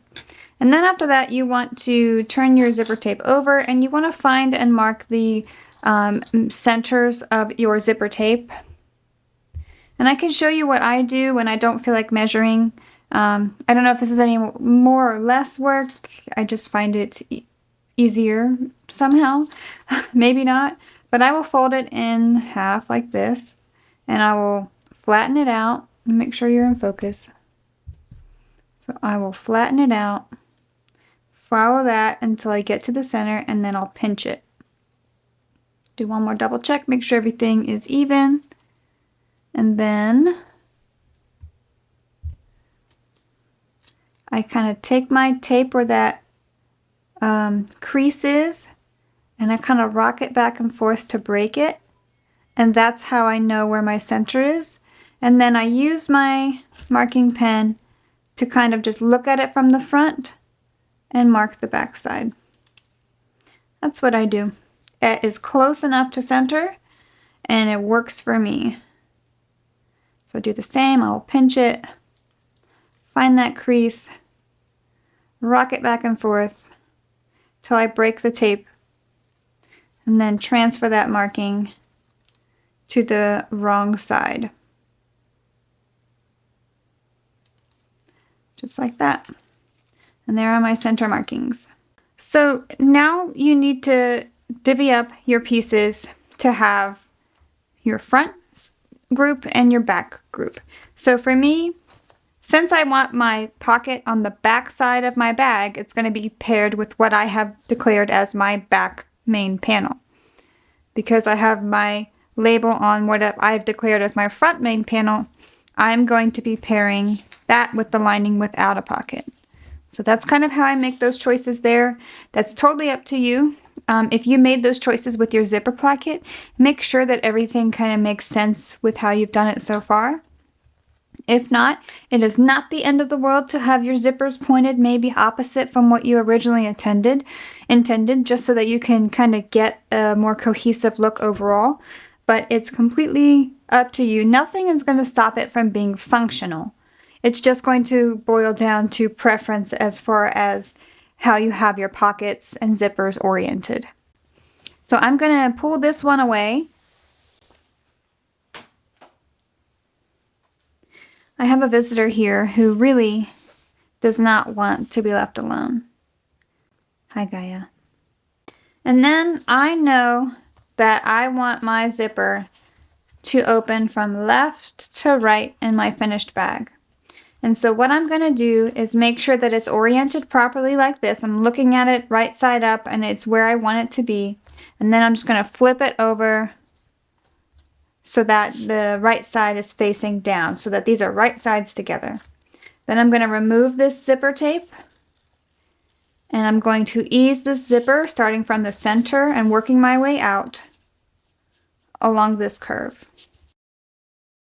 Now I'm not pulling or stretching or anything. I'm just allowing it to comfortably follow the curve.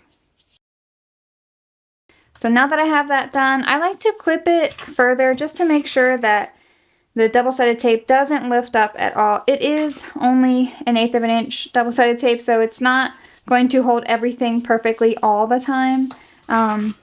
So I just like to clip further. So now we have the zipper secured on there. We're going to baste stitch this from zipper tab edge all the way to zipper tab edge here using a 1/4 inch seam allowance. So I have my zipper basted on. You can see it on the front and the back.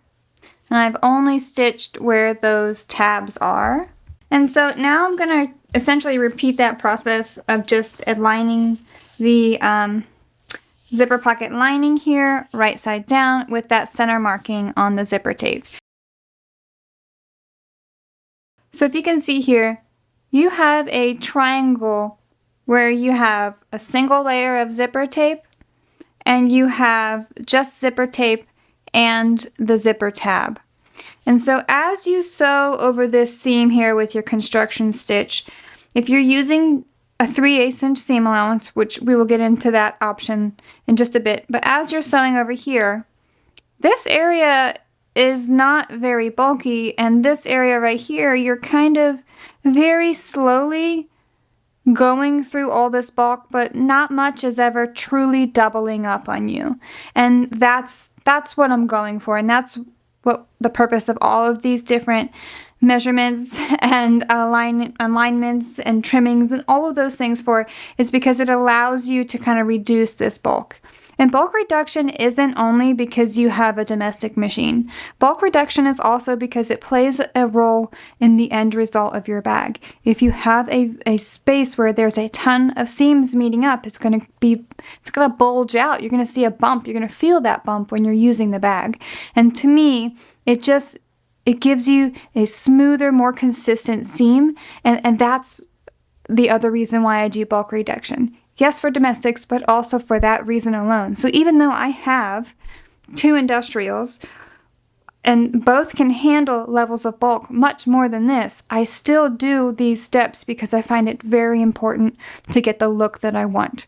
But the other important part is that if we were to bring this all the way to this edge, we were to bring this all the way to this edge, we didn't do any bulk reduction, we would have a lot of layers here, not only to stitch through, but at the very end of the bag, we're going to be inserting our needle essentially on top of this super thick amount of bulk.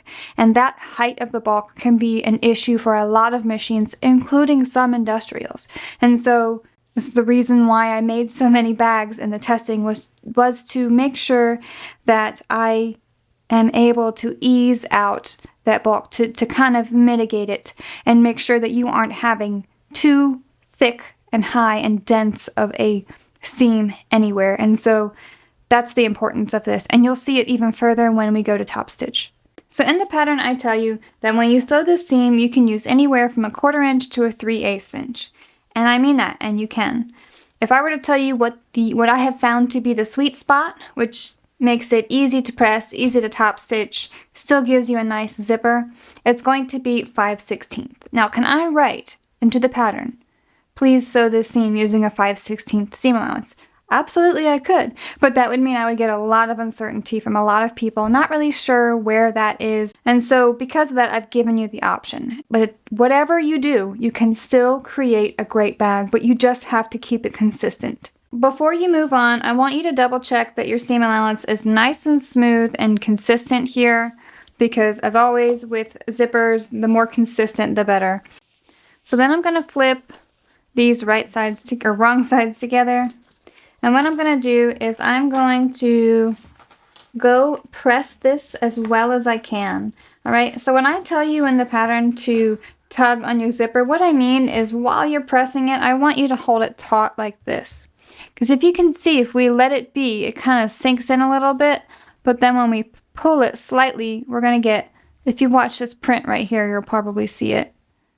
You'll expose a little bit more of that material. And the more you can expose, the more open of an area your zipper pull will have to travel along the tape.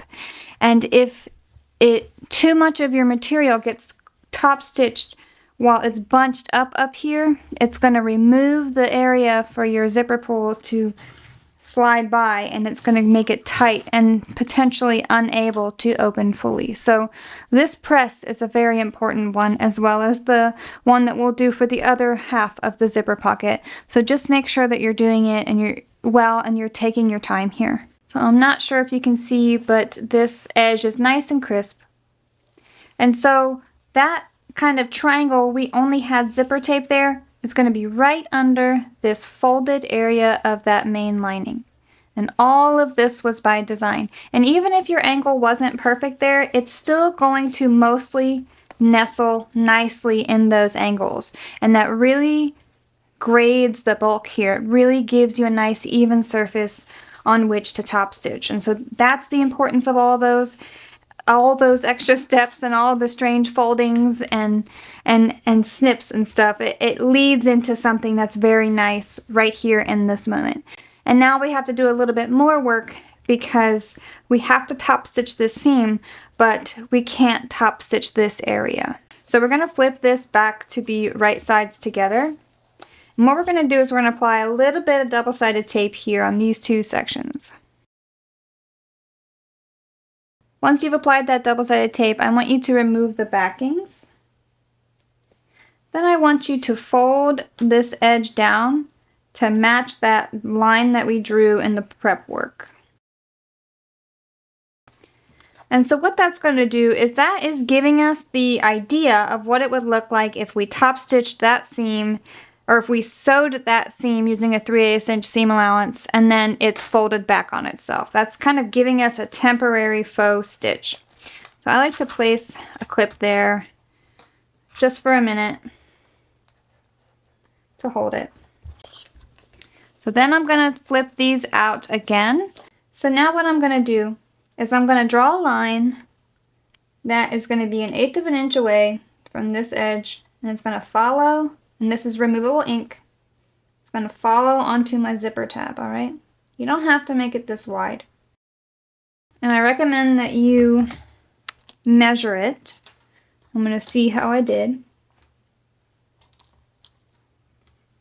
Just messed my line up. So I was a little bit more than 1/8. So what I'm going to do is when I go to sew by this on my machine, I'm just going to make sure that I sew inside of this line that I drew, not on it, because that would bring it too high.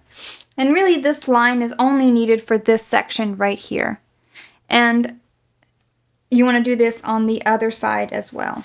So now that I have my guides for my top stitching, I'm going to go back to the wrong side here, and right next to this zipper tab, I'm going to snip this main panel, just the main panel, not the zipper tab, but right next to the zipper tab, about 1/4 inch deep, okay?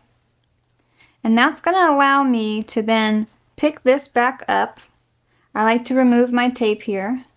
When I start top stitching, I'm going to follow my guide, because now I don't have a proper folded edge to follow. That's the point of this line. So I'm going to follow this line, and it's going to lead me into the seam allowance I'm going to use from this actual seam. I'm going to follow this seam along this edge, and then as I get back here, I'm going to again use this with my snipped edge here. And I'm going to again follow my guide. This snip is very important. It is referenced in a step very, very late in the pattern. And if you don't do it, you're gonna be very confused as to what you should be doing in that moment. And that's when it kind of is gonna mess with how your seam allowances meet up and then fold, and then you may have a visible kind of folded seam allowance in this gap here next to the seam allowance in your finished bag. So again, this is very important. Please do not skip this step.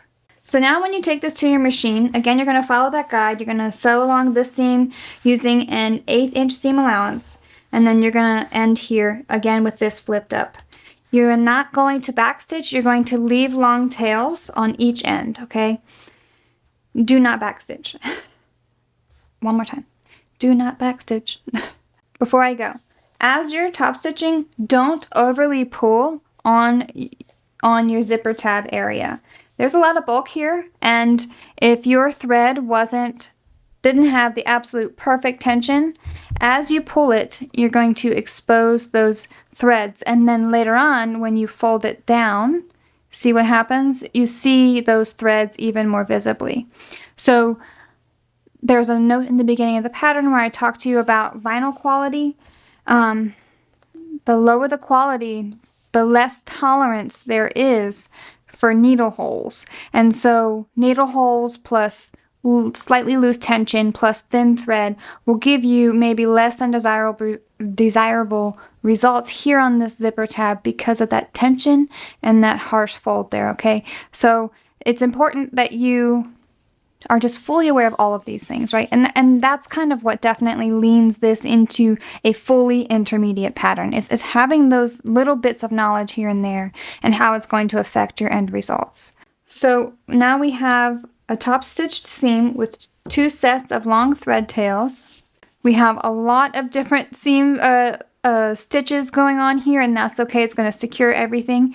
Even though we only put the zipper tape into the tab about 1/4 of an inch, we have a ton of security here and we don't have anything to worry about. Now what we'll do is we will make some more markings and we're going to do something with these tails. So it's a little hard to tell, but this area right here where you top stitched, that tension is going to be way off. And that's because you're only sewing over a single layer. There's no interfacing there, there's no stabilizer there. It's just that material, and there's just no way for, if you're using anything over like Tex 45, for it to have proper tension there. And so what you want to do is now on the wrong side of your material, we're going to measure in 3/8 of an inch because that's where our seam allowance is going to be. And so we're just using this as a guide to know where that seam is going to be. So we're going to draw a short line right there. And so now what I'm going to do is I'm going to pull out my threads here. I'm not going to use any tools to do this because I'm too afraid that I'm going to rip my stitches or break the thread. Okay, and so I'm just going to use my fingers. I pulled on the bottom thread to create a loop, and then I pulled out that loop to the wrong side. Okay, I'm going to do the same on the other side. Without sinking past it into it.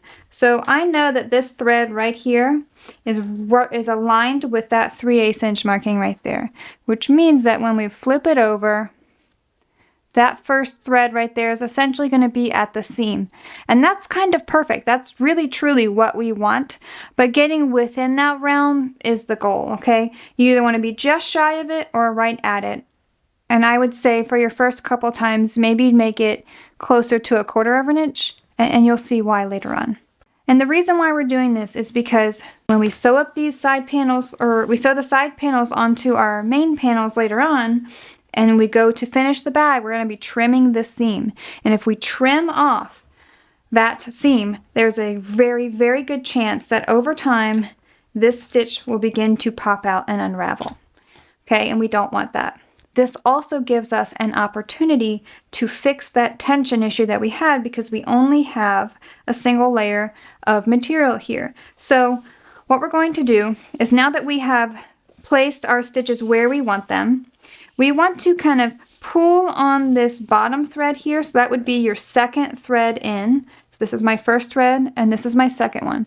So this is that bottom thread, and that's the one that I'm going to want to pull a little bit to make sure that I'm fixing my tension so that I don't see any little bubbles of the bottom thread on the right side of my material.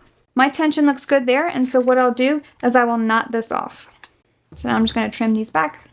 And then I'm going to put a little dab of frayed check on there. So now we're going to repeat that whole process again on the lining.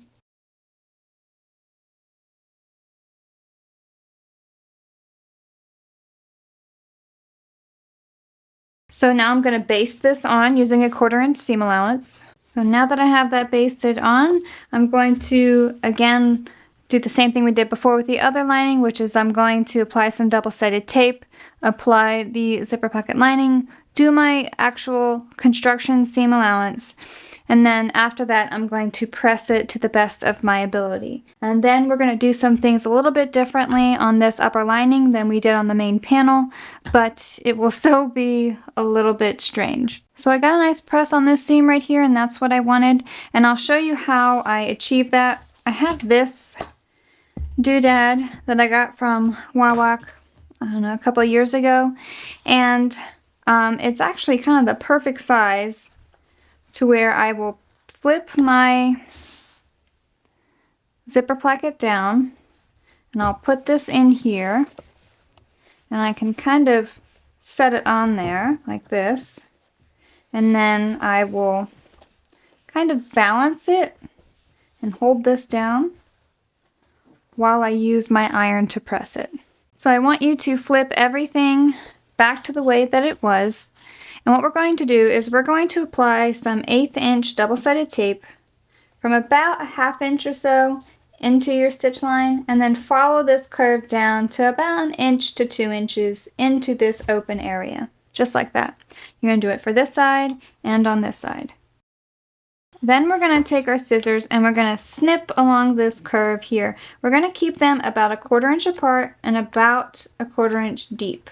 You don't want to go any deeper than a 1/4 inch because you risk it showing in your finished bag. So now we're going to flip it back, remove that double-sided tape, and then I'm going to press this material down to match that fold. Once it's down like that, I'm going to clip it just to make sure everything stays where I want it.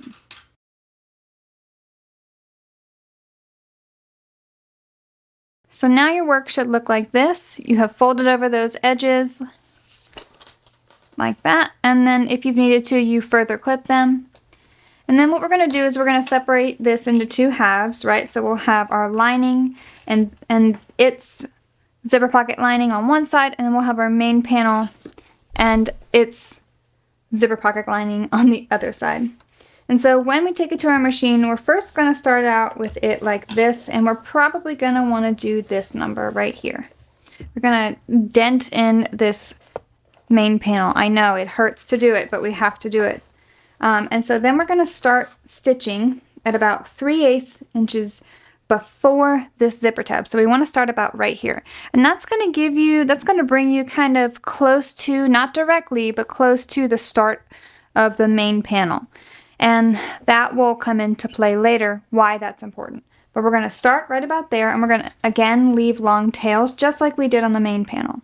And then we're going to top stitch all along this seam, and as you go, you'll notice that it's very awkward. This one is the harder one. You have a lot to deal with here. And so you're going to be, again, not overly pulling your zipper tab, but just making sure that you are exposing the zipper at the proper angle that it wants to be as you go.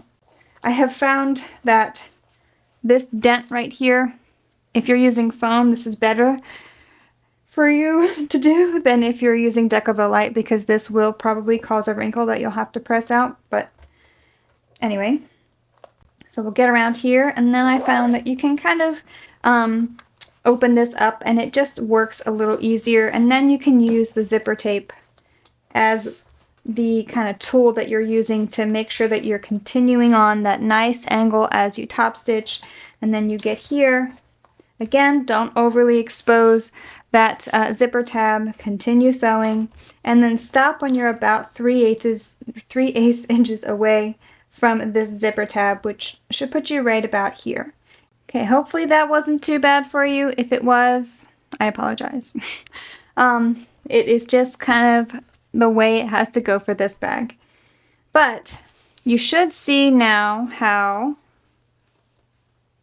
that zipper tab and that angle we did really encourages this grading and reduces the amount that that zipper tab is going to pop up and out of this curve, okay? Because your seam is going to be just about there, so that's what it's going to look like around about there when your bag is finished. So it's a really nice graded curve, and it really just follows that main panel. We're going to leave these be. If you want, you could pull them to one side and clip them together somewhere if you really wanted to. I just kind of leave mine be for now. Now we want to pull the main panel and the lining away from each other, and we want to clip these two zipper pocket linings together. So because we have done a lot of bulk reduction here and we've already top stitched our seam, it does make it a little difficult to fully close up this pocket.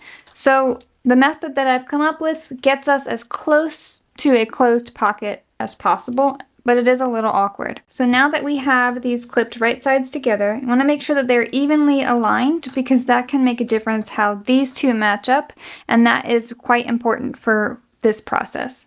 So you will start here at the bottom center of your zipper pocket lining. You're going to go all the way down here to this corner, pivot, then go all the way up here. Once you hit this corner, you're going to, and you stop your needle about 1/8 of an inch away from this edge here. Then you're going to pivot and follow this folded edge up as close as you can get to this main, to the zipper, essentially. So you'll go all the way, you'll probably only be able to get like right there. That is going to bring it right there when it's closed, maybe a stitch or two more. And this is going to be then snug up against your zipper tab right there in the corner, and you really aren't able to access because, one, the zipper pull is going to be there, or two, you'd really have to reach your finger in and down to get in there. And it's not that big of a gap there. But if you really don't like that and it bothers you a ton, you could maybe put a rivet there, you could maybe put a couple hand stitches there, put some glue there or something like that. I don't cover that in the pattern just because in my experience with the Rowenas that I've made, it has not been an issue. But again, if that is your preference to address that, go for it. So both of those angled seams have been sewn and my bottom is also closed up.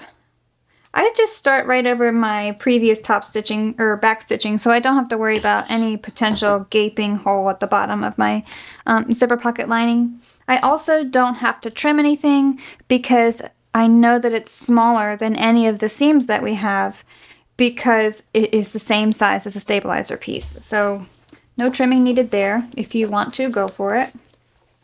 And so now your one zipper pocket is done. You're going to repeat this whole process for the other group that you have. There's this one, and then here's our group, okay? It's going to be the same process except for one thing, and I'm going to walk you through that now. So before you tackle your second group, bear with me as I explain this because it's a little hard to explain with the limited words that we have to use to explain it. But you need to make sure that your zipper is going to be oriented in the direction that will give you the results that you want. And so when I look at the bag, and when I make my bags and how I did it in the pattern, when you look at the top of one of my bags, all of my zippers are going to close to the left and they're all going to open to the right. Both top zippers and my zipper pocket. And because of that, I have divvied up my groups the way that I wanted them to be, and I have installed my first zipper in that direction. But because my back of my bag is going to be opposite of my front, I need to make sure that I am flipping that orientation, okay? And again, that's super confusing right now, and I get that.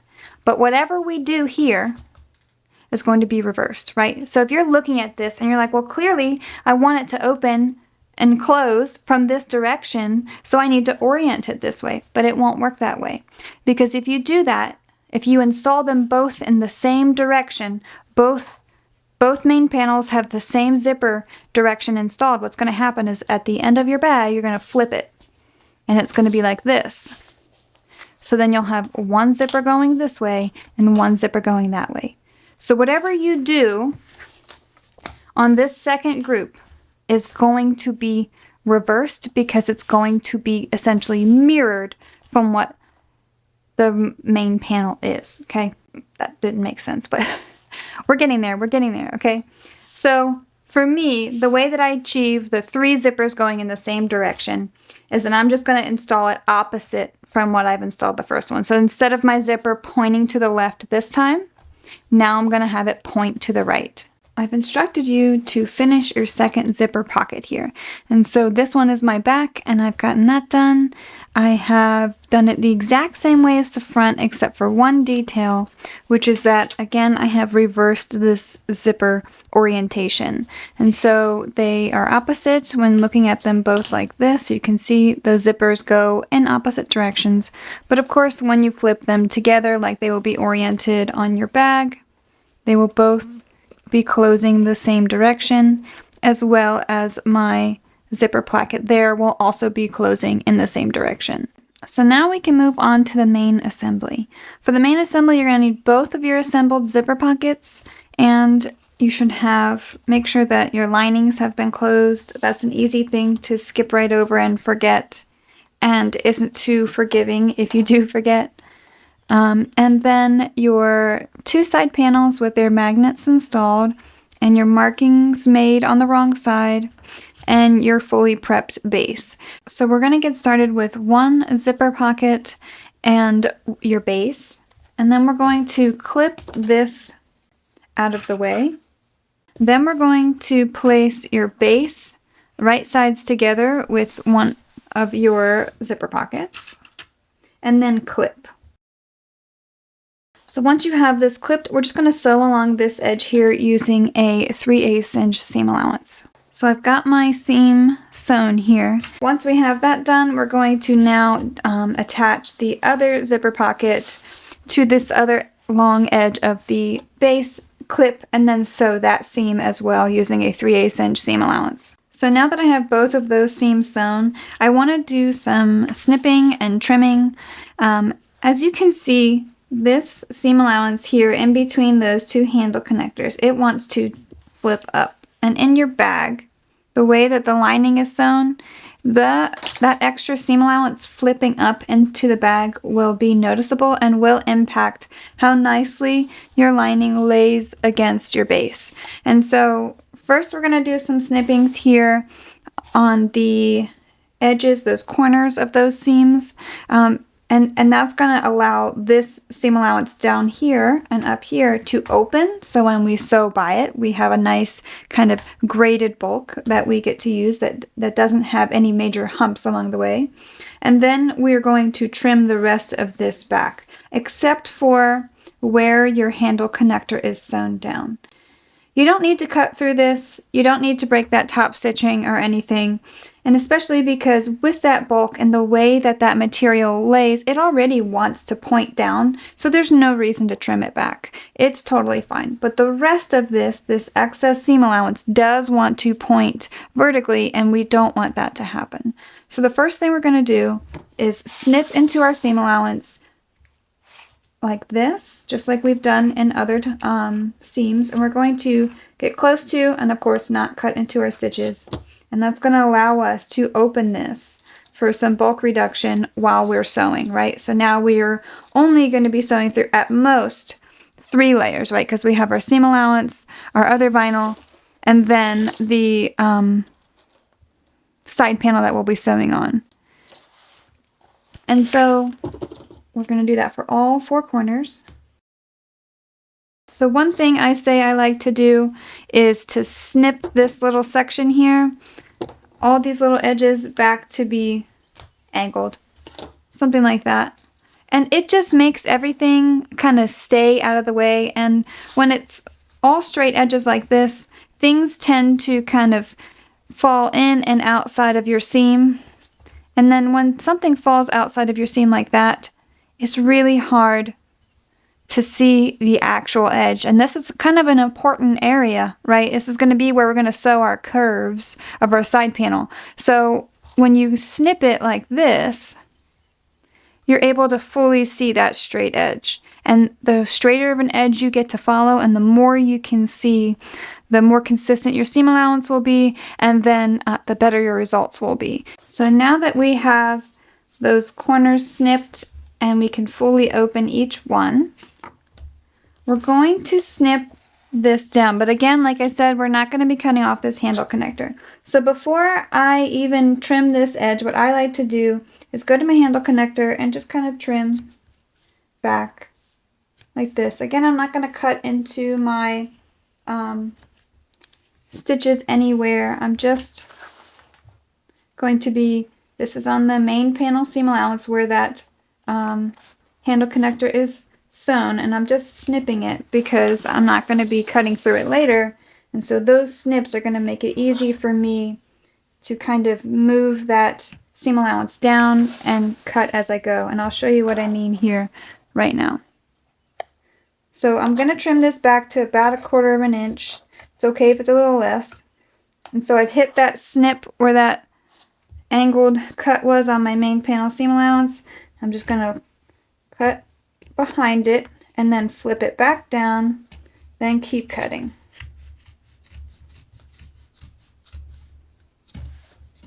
That's not pretty trimming there, but that's okay.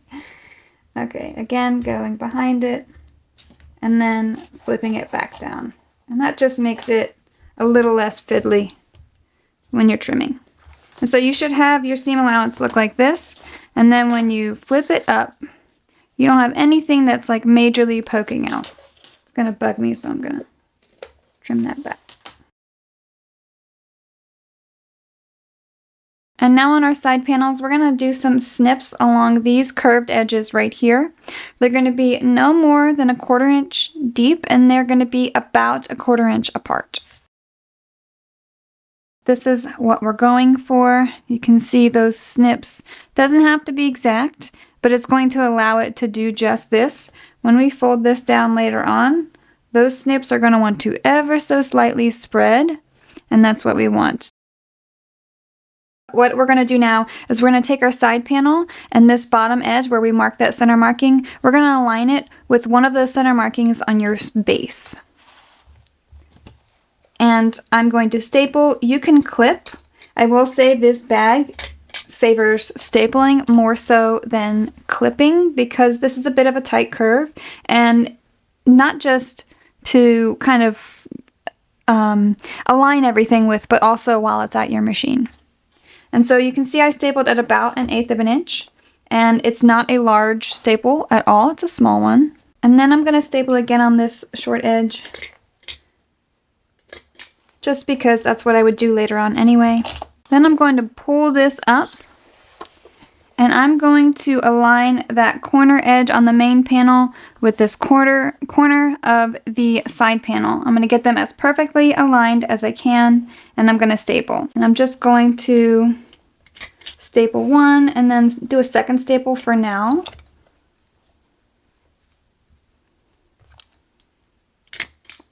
And then I'm going to repeat that process with the other main panel corner. So hopefully you can somewhat see, but I've got my staples up top, my staples at the bottom. And what I'm going to do next is continue to staple along this straight edge here until the main panel starts to pull away from this side panel. And I'm going to do that and then show you what it looks like.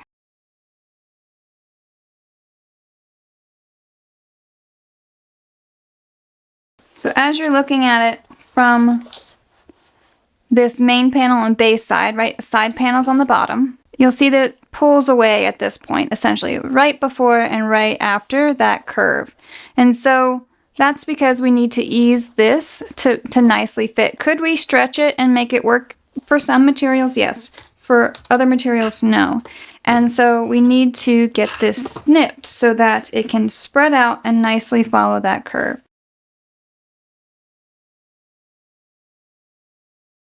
And then what happens is when we open this up, it's going to allow it to more comfortably ease into that curve, and that's exactly what we want. And so once that has opened up, then I'm going to staple that edge along that curve.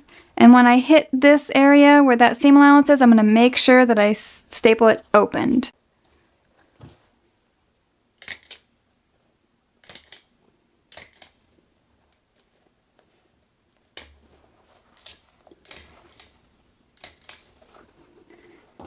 I do like to kind of over staple this area because again it just kind of helps in the process later on.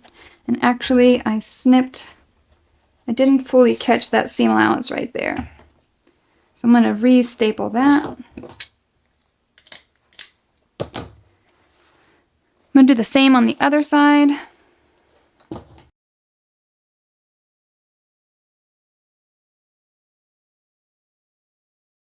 So when we're looking at all this, you're saying, Shannon, this is a lot. This is a lot to manage. We have almost all pieces of our bag connected to this main panel, and we're only missing one, and that would be the other side panel. And so, yes, it's a lot. Yes, I understand. We're going to sew this seam. We're going to put our needle down right here at the tip of this side panel kind of point up here. Should be right about 3/8 inches in is where that point kind of comes to, maybe a little bit more. Then we're going to sew down around this curve and back up. Make sure that you are back stitching well at the beginning and end because it will be flipped down and kind of there will be some stress on that seam, so make sure you're back stitching well. And for this one, I am going to take you to the machine just so you can see how I handle it and how I handle my fabric, and you'll see hopefully that I have a successful seam.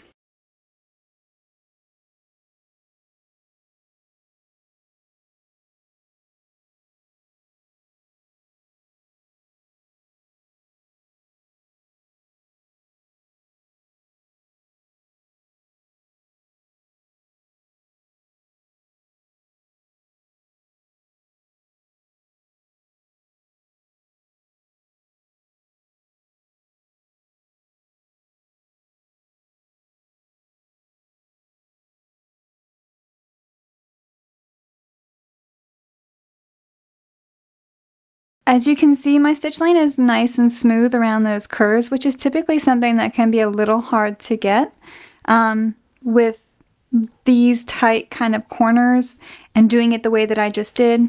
But it's still worth double checking that there are no puckers, which I have not done yet, so I'll do that here now. And no puckering. So now what I'm going to do is I'm going to remove my staples, and then I'm going to go in just next to the stitch line, similar to how we did it on the zipper placket. I'm going to follow it just inside of that seam allowance, right? So it's going to be, I'll draw it for you. So our stitch line is going to start at this stabilizer, the swoop stabilizer as I call it. It's going to be about there, about a 1/16, 1/18 of an inch in. Just go kind of as close to it without sewing directly on it and follow it all the way around. I am going to remove my staples first.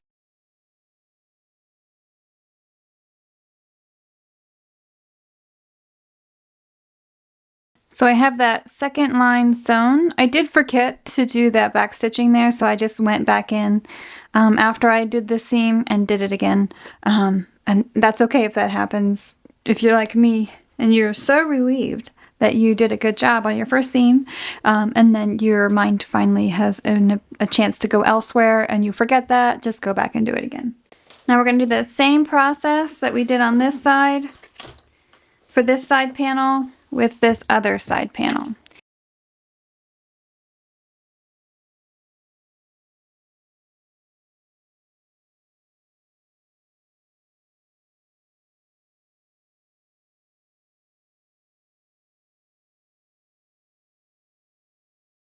So I have everything stapled, and again I'm going to sew that seam using a 3/8 inch seam allowance just like we did before.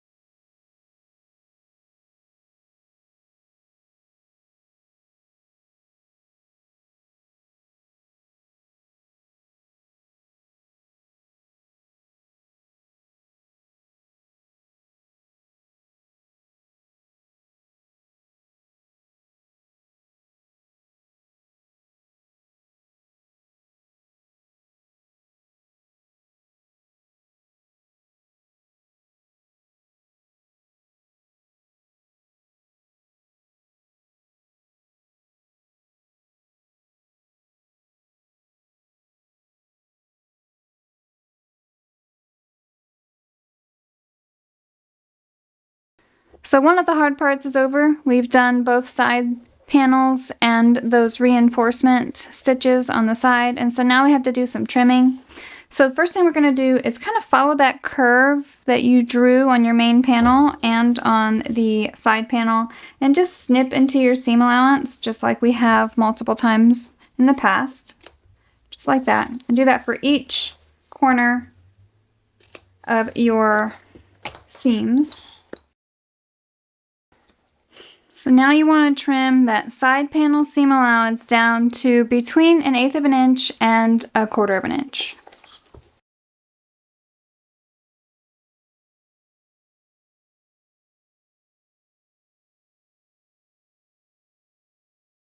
So now that you've trimmed your seam allowances, we will fold those linings back down together, right sides together, and we're going to clip along these side edges. When you do that clipping, make sure that these long thread tails that we've kept to close the bag with later on stay out of the way, because those are pretty important. We don't want to get those caught or snipped in the process. So clip along these side edges. Make sure that you're aligning that seam there as best as you can, so that when you do sew it, it lines up nicely with your seam and your top stitching. So now we have everything clipped. We're going to sew from these top edges down to this bottom box corner edge on each side using a 3/8 inch seam allowance. So again, from here down and from here down. We are not going to sew this bottom seam yet.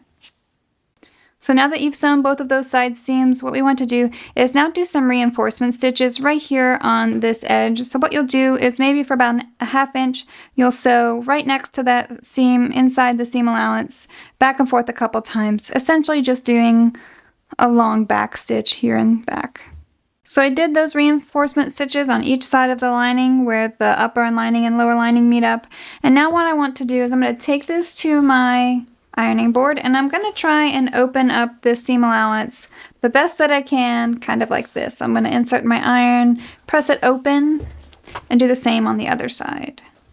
So I've pressed those seams, it's nice and open. I also gently hammered this seam here to help encourage it to open as well. So just like we did on the side panel, we're going to snip into that seam allowance at that marking we did in our prep work. Again, be very mindful of all of those threads. I know that they're a pain in the butt to leave hanging about, but they are important. Then you're going to trim everything below that on those side panels. Now we're going to apply some double-sided tape along this curve on both lining edges. So after you've applied that double-sided tape, remove that backing and then start folding this edge down to meet that drawn line. You'll probably need a clip there at the seam and just ease it up until you get to that top stitching. So you can see if you didn't use a full 3/8 inch seam allowance, it's going to come up slightly short there, and that's okay. We're going to ease that into where it actually is.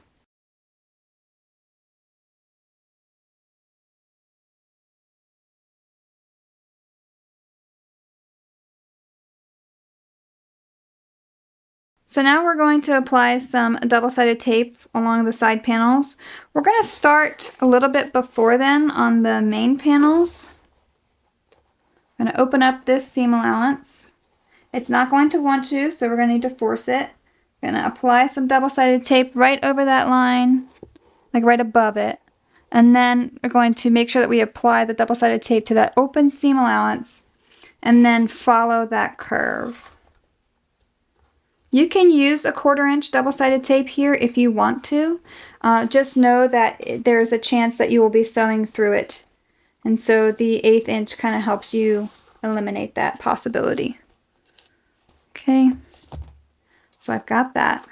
So now we get to a part in the pattern where I had a lot of help from the testers to get this explained, hopefully in a way that you can understand it.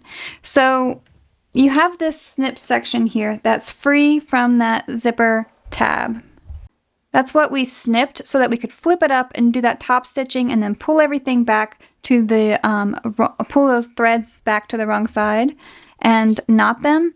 And so what we want to do now is we want to permanently open this seam allowance, and then we want to secure this snip section down to this drawn line as permanently as we can, and that's going to mean glue. So what we're going to do is grab some fabric glue or craft glue, whichever it is that you have that will provide you with a permanent hold. This is great stuff. I kind of use it a little bit for everything. You could also use fabric tack or your own preferred glue. So first I'm going to put some in this open section, then I'm going to press it down. Okay, and I'm going to put a little bit of glue right here.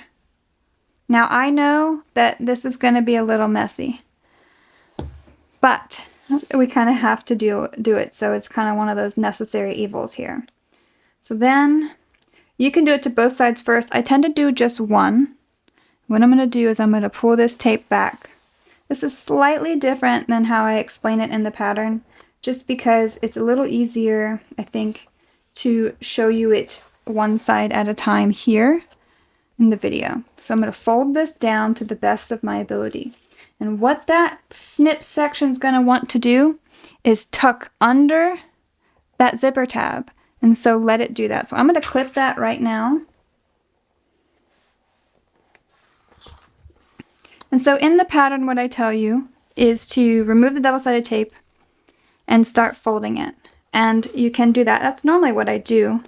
But I kind of wanted to address that right from the get-go, just because after the pattern was written, and the testers were testing it, this was one of the most confusing parts. And so as we were folding this down, again, meeting that line, we're going to find this snip section right here that's free, add a little bit of glue here, add a little bit of glue here, okay, and then fold it down. So now we're going to have double-sided tape and glue kind of securing that fold. And the reason why we don't just rely on the double-sided tape is because it's not permanent. And we want it as permanent as if it was stitched. And so this is kind of the best way to achieve that. And so I make sure that I apply clips to secure my folds. And you see how this has spread ever so slightly? It's very minute, but it is enough that if it wasn't snipped, it would be, you would have a little bit of buckling on the front side of that side panel. So, and I'm going to do the same on the other side.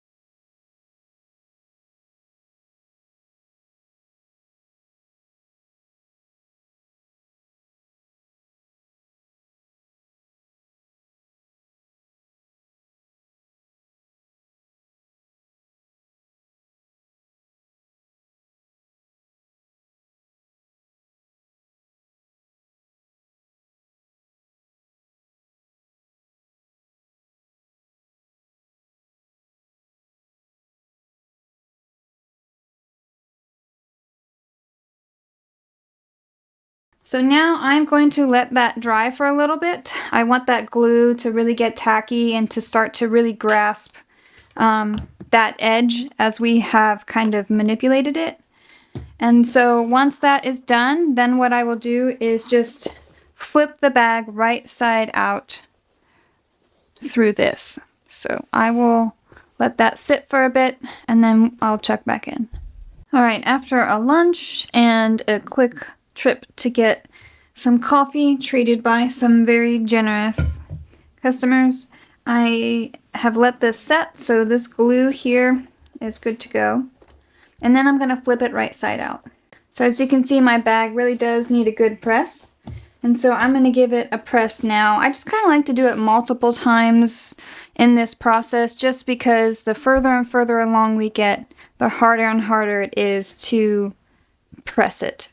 While I still have some wrinkles to get out of this main panel, just wanted to point out that I do make a remark in the pattern about vinyl quality and all those things, and this is actually the first time I've experienced it with any vinyl on any bag, so this is a unique thing, but I just wanted to point it out that you know, you could have all the skills in the world, you could design a bag, you could make a bag 25-ish times. This one, I think this one is my 25th or 26th bag, and still something new pops up that you hadn't experienced before. So if you see here, it appears as if I have a pucker. That's actually not a pucker because you can see that that seam is nicely sewn. And if you look on this side, you see what looks like more puckers, but I'll show you what it actually is. It's actually that vinyl separating from the, it's this top layer has separated from the bottom layer. And you can kind of see it when I run my finger over it, how it's like almost a bubble. That's just that top layer of the vinyl has completely separated from its backing. And so it is loose. And so because of that, it is kind of going, it's kind of that tension from the snipping and stuff. All those changes now, it's all kind of going against each other. So now I have a slightly wrinkled vinyl. It's kind of easier to tell when I do that, when I rub my fingers along it. See how that's behaving versus when I do that over here where it hasn't separated? Yeah, so it's unfortunate, and like I said, I've never had that happen on any bag in any vinyl before, but sometimes you just never know. This could have been a bad area, or maybe this vinyl just isn't great for something like this. So, you know, quality materials are always going to be important when you're making a handbag, for sure. And it looks like it's doing that essentially on all of those turns. All of those curved edges there where it starts to be manipulated a lot and the presser foot was pressing and moving, it probably just broke it right off of that. And so that is a bit of a bummer, but I just want to let you know and show you up close that those are not puckers. That is just the material that has started to break away from its backing. So now that we've given our bag a press, we can now reduce these two rows of clips to one. So I'm just going to remove all those clips. So once we removed all those clips, now we're going to align this seam here with that line that you drew on the wrong side of your side panel and match up those edges there. It's going to want to be a little higher, but you want to force it down some. And then we're just going to continue to clip. At this point, you can pull these threads to the lining side so both of them are out like this on this side, and just clip along that edge.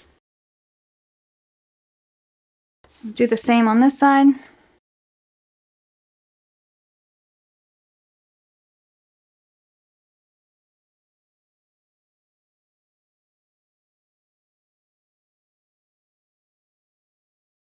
So now you have both edges clipped together like this. And now what you want to do is pull this thread out. Continue to pull it out until you hit right about where that starting stitch is, where your side panel seam allowance is. So all of my top stitching has been pulled to align with that center, or that side seam there for each side. And if your glue is still tacky and you did what I did here, which is I folded that top down just a little bit too much, and so because of that I didn't extend that seam allowance that I actually did on this. I actually just quickly went to that 3/8 inch seam allowance, which then made this be a little bit too close to that top edge right there. You see how it angles down? It shouldn't have done that. But I did already do this, and I let it dry after I went to go get my lunch. So if you let it dry and you have that, it's not the end of the world, but it will probably not match up the best with this backside.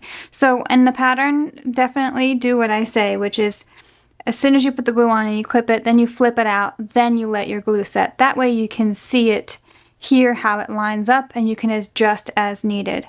Do as I say in the pattern. Please don't do the mistake that I just did. That is another one of the wonderful parts of recording where you make simple mistakes that you don't normally make. So now what we're going to do is we're going to insert our needle here at this last stitch hole that we made. It's supposed to be in the seam, but because I pulled my stitch in just a little bit more narrow than I should have, or a little bit further in than I should have, I now have to start just a little bit before. It's really not that big of a deal. It's just typical that you wouldn't have this here because the way I instruct you to do it means it would fall inside of your stitch line, not shy of it. But again, another fun time recording. So needle in this first hole, stitch hole, leaving long tails. We're going to stitch all along this top edge here, catching both of those layers, that side panel and those lining layers. And then we're going to end in this stitch hole right here. See how this one met that seam? That's what we were going for. Hopefully you can hear me okay. I am a little far away from my machine, but I think I can manage. So I've got my needle inserted right in that first hole, needle hole that main panel top stitching is in, and then I've just let my presser foot hold the rest down. I'm starting with long tails, and I'm just going to top stitch. Doesn't have to truly be perfect, but you know, as good as you can get it. So that was me and my needle positioner dropping the rest of the needle down. And now I'm going to keep going. Now this is going to be a slow process because I think that it's important for it to be a slow process. I'm going to take my time. And as I go, I'm just going to be as exact as I can, aligning that side panel and those lining, that lining piece together. Be careful as you go over that side seam because that's an additional level of bulk. Sorry.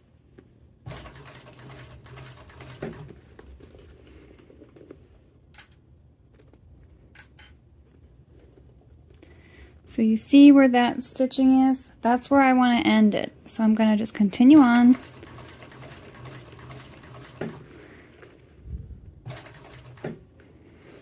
And then I know I'm going to be very close. I'm going to lift my presser foot up with my needle in the down position. I'm going to go straight forward and hope that that last stitch gets where I want it to be. Not quite, so what I'm going to do is I'm going to pull this completely out, and then I'll use my hand needle to finish that last stitch. So I'm going to snip this. Oof. Then I'm going to do my other side. I'm sorry, I'm stuck. There we go. So, not quite perfect, but I'm going to feed this end with my hand needle and get this one fed in with my, well actually this one is right in that hole, so that's easy. So we'll see what it looks like on the other side. I'm going to do this other side panel, and then I'll check in at the table. I'm sorry if this was too loud and awkward. So those side panels are mostly sewn. So you see here, I started in that same needle hole, so it has the illusion of a continued stitch line.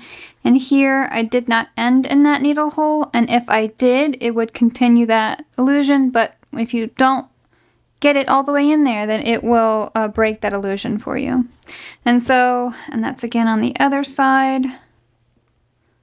I found it a little easier to start in the hole versus end in that hole, so anyway, this one is not too bad. So what we want to do now is we want to pull all the threads to the lining side of the bag. And so that should just be one thread that you have to pull back. Again, don't use any needle or don't use any tools for this process.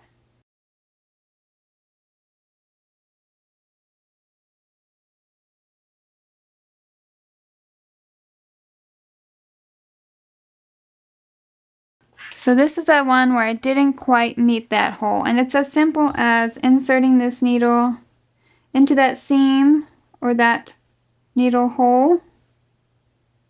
This is just a hand sewing needle. Grab my thimble. And I just press very slowly and see where it's coming out. Now I want to kind of angle it, I can't see that well, to come out really close to that stitch hole. So, and I don't even have the thread on there yet. I just angled the needle where I want it to be. And then I'm going to thread this needle through that hole and pull it out.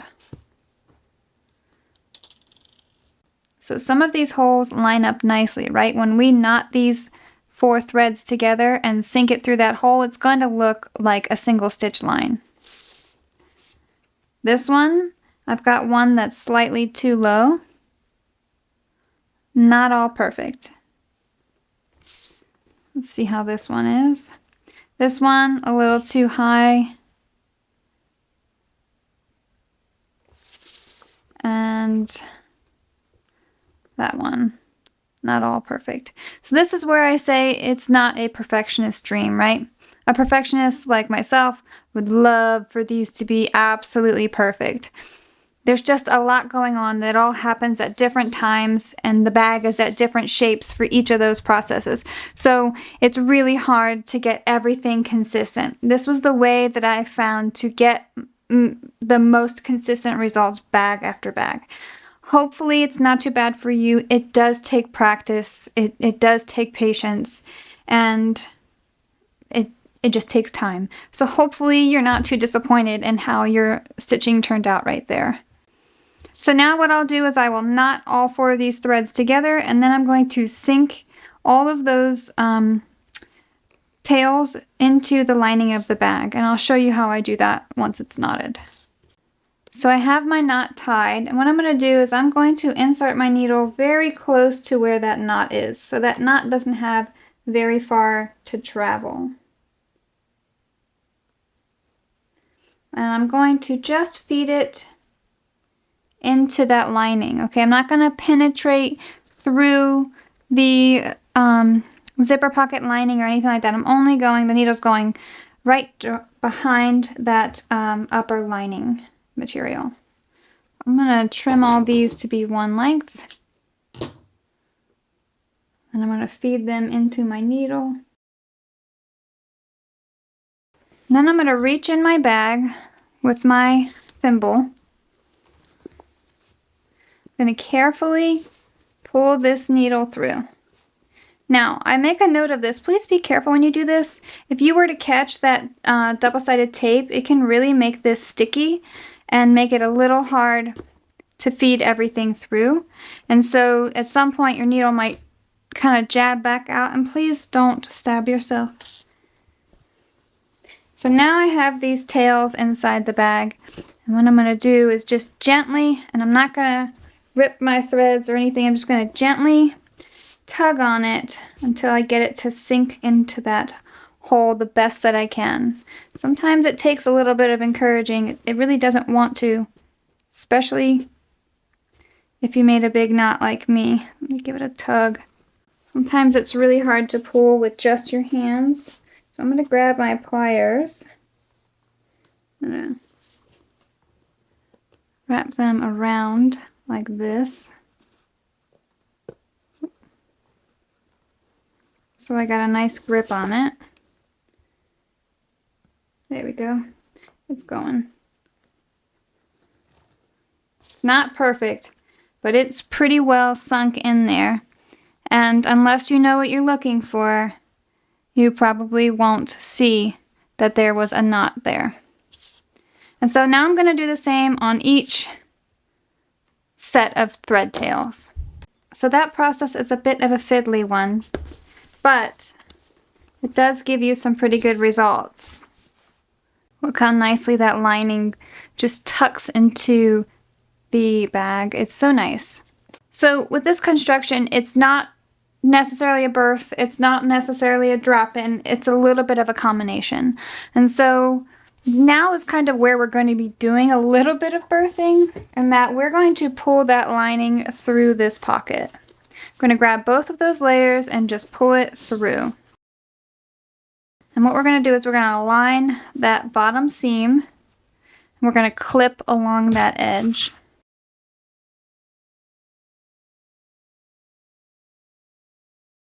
So now it's as simple as I'm just going to go and sew along this edge here using a 3/8 inch seam allowance. I forgot to add my little woven label that I like to add.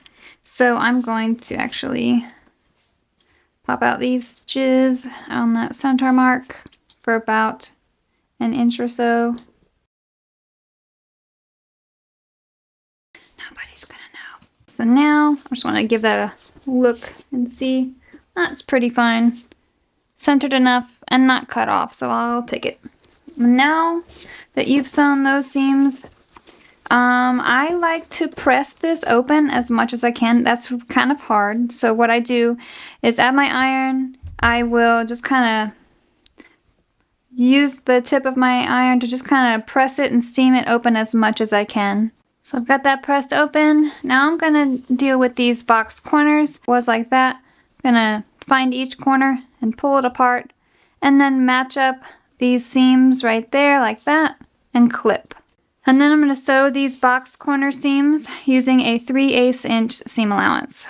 So now that I have sewn both of those seams, I want to do some reinforcement stitches right here inside the seam allowance of these seams where the box corners match up, where those two seams match up.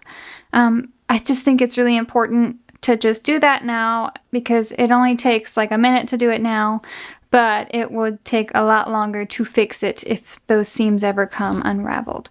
So I'm just going to do that, and then when we're done doing those reinforcement stitches, we will trim this seam. I like to pinch this together, and then as it's pinched, really press it and make this as flat as it can be. So that means that you should be seeing those stitches there because you're pushing this seam to its limit. And then we're going to clip it. So then we're going to sew from corner to corner using a 1/8 inch seam allowance. So now that we have that seam sewn, we can just tuck this slip pocket back into the bag. And the way that this pocket kind of folding has done, to get the best and smoothest kind of seam down there, is you need to really poke that corner down. You'll feel it kind of resist at first, like when you go to poke it down in there. And then there'll be a point where that resistance will break and it will have poked the way that it's supposed to go. Smooth closure without any raw seams. So now I'm going to give this again one more press. This time is mainly for the lining. I'm not really going to focus too much on the exterior of the bag. And then we can move on to some of the final touches and your handles. So this is what your Rowena should be looking like now. You have those two nice top zippers, a nice compact top of the bag. We have our swoop and our magnet, and then the interior. So for the handle assembly and final touches, you'll need your handles, 4 double capped rivets, a zipper end, and a number 5 nylon zipper pull. Now, in the pattern I have you do a set, just a full width handle, and that one you wouldn't have 2 different materials for, but because I wanted to have a pop of color on mine, and because it's a little straightforward in that section of the pattern, I thought I would just show you how I do the two-tone handles. These are pretty simple, but it is a nice way to kind of further coordinate the different aspects of your bag. So what I'm going to do for these is I'm going to draw a center line along this length. So these handles are just a normal 3/4 inch wide handle. So because I'm doing two-tone, instead of cutting them 3 inches wide, I cut them 1.5 inches wide, and now the center line is going to be 3/4 of an inch in, which would be 1.5 inches if you had the full width. So the instructions for the two-tone handles are a little bit different. Obviously, we've already done something different with these center lines, but we're going to treat them just like we did with the handle connectors. So we're going to apply double-sided tape right over these center lines. And then I'm going to remove these double-sided tape backings, and I'm going to fold in each edge to meet in the middle. There's going to be no gap.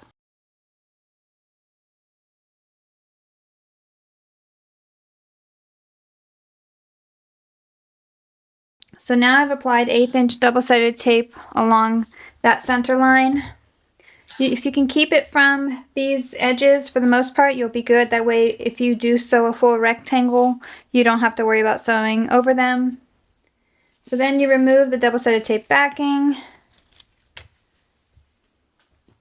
And make sure that you are putting the wrong sides together, which would be both seam sides should be sandwiched together. So now I'm working quickly because this material hates double-sided tape. So I'm just going to clip along this length to try and keep everything aligned. So now I'm going to take this to my machine, and I'm going to top stitch these long edges using an 1/8 inch seam allowance. So once you've top stitched each strap, we're going to need to make some markings on the end of each handle. So I'm going to do that now. So I've made my 4 markings on each handle. And what I'm going to do now is punch a hole in each one of those marks. So now what you will do is you will take your handle and you're going to fold it. You're going to feed it through that bar on your rectangle ring, then fold it over so that those holes match up, and then insert and set your rivet. So now we have our handles, and if you did a two-toned and you did it like me where you have a solid color while it's being held, and then when it rests you'll have this pop of contrast, which I really like. Now these rivet placement markings were placed so that you can insert a strap-in end on there comfortably between the edge of the material and your rivet. Now if you are using a larger rivet size, or you have large strap ends, or you don't want to use strap ends at all or anything, feel free to adjust those rivet placement markings to your preference. So now we're going to pull that excess zipper tape out, and we're going to insert our zipper pull. So now what you can do is trim this tape to your preference. So if you open it like this and you comfortably feel where that stopping point is, where that zipper tape really doesn't need to open any further, then what you can do is trim, leave about a 1/2 inch or more, maybe a 1/2 inch to 3/4 inch below that marking, and then just trim it and then remelt it, and then we can do the folding. So the way that I like to do it is I like to fold each edge here to the teeth, like that, to those coils. You can see that. Might be able to zoom in. So I'll fold each edge to the coils, then I'll fold one behind the other, just like that. And then I'll take a lighter and carefully remelt that together. Then I'll put a clip on it to hold it for a second. Then I'll take my zipper end here, then I'm going to put a little bit of glue into my zipper end, and then insert my zipper tape as far as it will go, and then screw that screw back in there. So now all that's left is for you to install your strap ends if you have those. I have them coming. They will arrive tomorrow, so you will see them in the final photos of this bag. But after that, we just need to do the crossbody strap, and then we're all done. For the crossbody strap assembly, you'll need your 1.5 inch wide webbing length, your 2 1.5 inch wide snap hooks, your 1.5 inch wide tri-glide, and if you want to add a little tag, you can do that. So if you're using cotton webbing, it's important that you take a moment to use glue or fray check or something to take care of these loose ends down here, or else they may unravel with wear. If you have polyester webbing, you can always just use a lighter and melt those back. And so for these steps, I don't really measure anything. I just kind of eyeball it. There's not going to be any sort of measurement that's going to be right next to one another to where if it's off, it's going to be noticeable. So you're going to fold this down, maybe about 1 inch, 1.5 inches. Really depends on whatever you need it to be. Then we're going to feed this through the tri-glide so that that fold then goes back over that bar. And so now I have this folded edge here, and I want to make sure that this raw edge is kind of tucked under that center bar, just like that. And so I kind of have created a little loop here, and that's what I want. So I'm going to clip that. So then it's going to be as simple as sewing a box inside of this area right here. So I've got a box sewn. It's not very pretty, but I'm okay with that. I tend to go over it twice, just for extra security. So what I'm going to do now is I'm going to lay my strap with my fold facing up on my workspace, and I'm going to make sure that there is no twisting in this strap. And then I'm going to insert my snap hook over that. So I should see my snap hook, right? If I'm seeing the bar, I've put my snap hook on upside down, and that's going to be inside of my strap, and we don't want that. So now what we're going to do is feed that end through the tri-glide.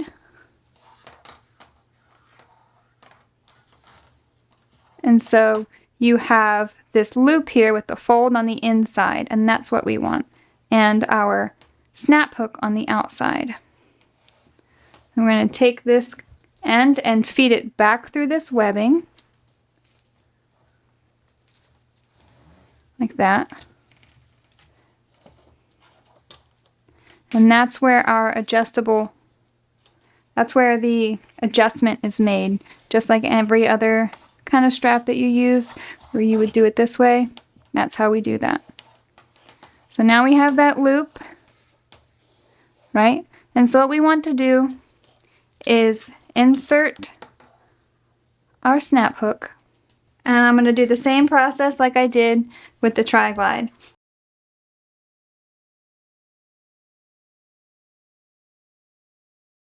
So if you want to add in a little woven tag here, you can do that. It needs to be less than an inch and a half or less, or else it will stick out on the sides, but you could put it just like that. So again, now you're just going to sew a box, and again, get as close to that hardware as you can.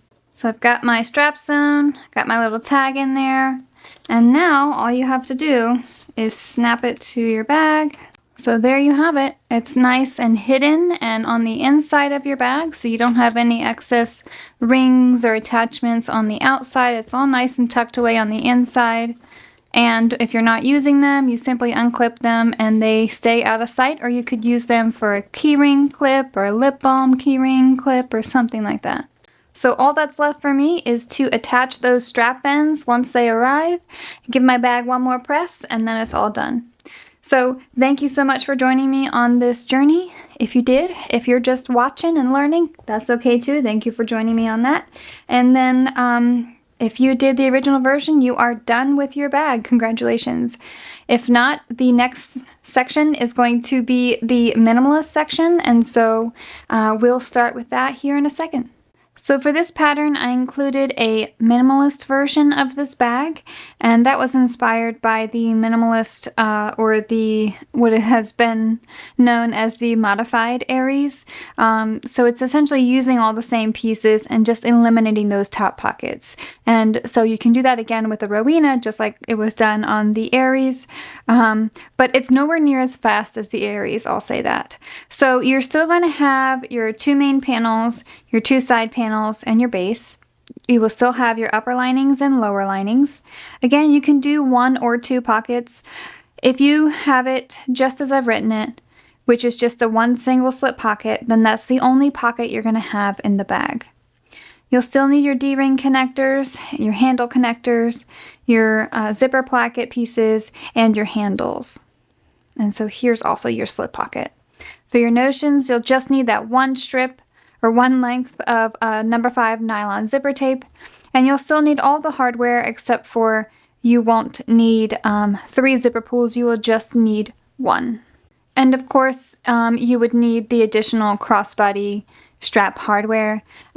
Because this is just for the tutorial, I'm not going to make a crossbody strap for this bag right now, but I will be making the bag as if I was going to attach one. So for the minimalist section, the idea is to tell you what to do and what not to do versus re-explain how to do everything a second time over. And so what I will be telling you to do in the beginning of every subsection is to say, hey, make sure you complete these steps, skip this step, or continue on. And essentially that is just convenient for you and convenient for me. Because otherwise it would be 2 completely different patterns, but 80% of one would be the same as what's in the other. So this is what I opted for. It is a bonus section, so I kind of kept it a little brief, short and sweet, and my testers seem to love it, and it is a very quick version, so I hope that you like it too. So the first thing you're going to do in the prep is that instead of making these lines just here on the edges or on the main panel as well, for all 3 pieces, you're going to draw those lines fully across the width on the wrong side of your material after your stabilizers and interfacing have been fused. And then the other thing is I tell you that there is a step where you're just going to ignore a part of that step because there are no zipper pocket linings in this section. So just ignore that part. So with the minimalist version, we really just jump right in. So we're going to get started first doing the handle connectors on both of our main panels. Then we're going to prep our base and we're going to get our side panels with the magnets installed. So now that we have the base, side panels, and main panels prepped and ready for assembly, we can do that now. And so I do refer you back to the main assembly for the original Rowena for this construction, because essentially this is the same thing as the original Rowena, except for when you are sewing the original Rowena, you already have your lining and zipper pockets attached right up here along these top edges of the main panel. And so you're essentially just pretending as you're following along in those steps that this top section up here has not been attached at all. And so it is just free. And the rest of it is the same though. You will attach the base to the bottom of the main panel and then attach it to the other main panel and then attach the side panels and sew them on. The only additional thing that you are going to be doing is when you do your snips along this side panel edge, you're also going to replicate those snips along this top edge up here. And you want to go from corner to corner with those snips.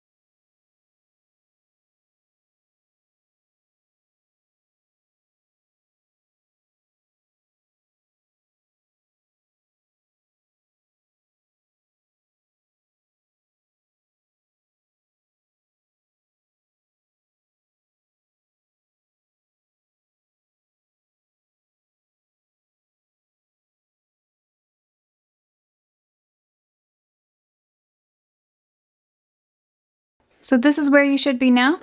You should have your main panels attached to your base. You've done that base trimming. Then you attach that to your side panels. And you have done that trimming down around the side panel seam allowance. So now you will break out your double-sided tape. You can use a 1/4 inch if you want. Please note, if you use a 1/4 inch, it will be a little easier to maintain your placement, but you have a potential for sewing directly over it. And so that's just up to you. I'm going to use an 1/8 inch. And what I'm going to do is I'm going to apply that 1/8 inch double-sided tape right above this drawn line that we did in the prep work, all the way around that top edge of the bag. But as you're applying your double-sided tape, make sure that you are opening up that seam allowance there that you snipped. And then as you open it, apply the double-sided tape over that opened seam allowance and then keep going.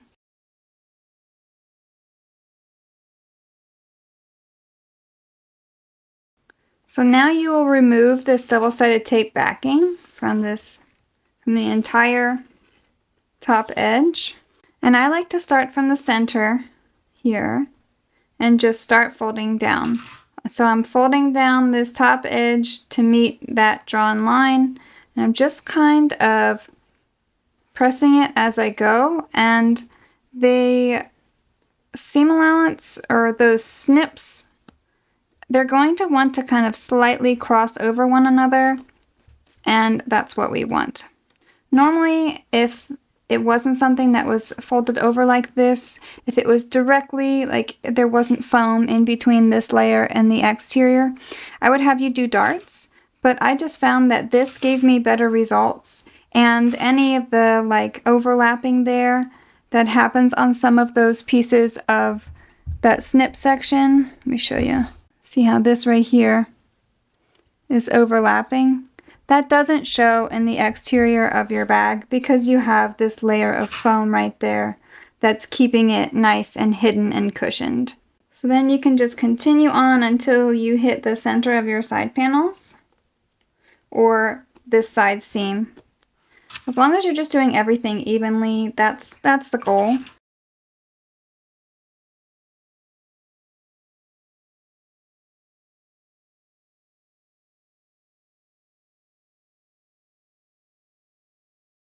Now that you have this clipped, you can set this aside, and then we can move right on to the lining. So with the lining assembly, it's going to be a little bit longer probably than your exterior because we do have a lot going on here. We have to make the zipper, the recessed zipper, the slip pocket, and the D-ring connectors, and then we have to make our lining panels here. So I will do that. I'm going to zoom through it just like I did with the exterior, and then we'll move on to putting them together to make our lining.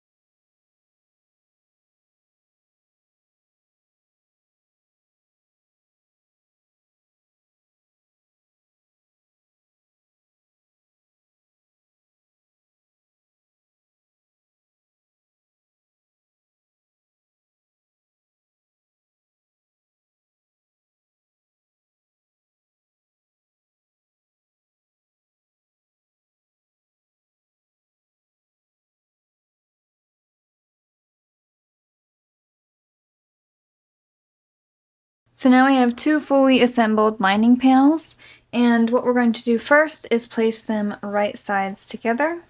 We're going to line up that bottom edge and clip.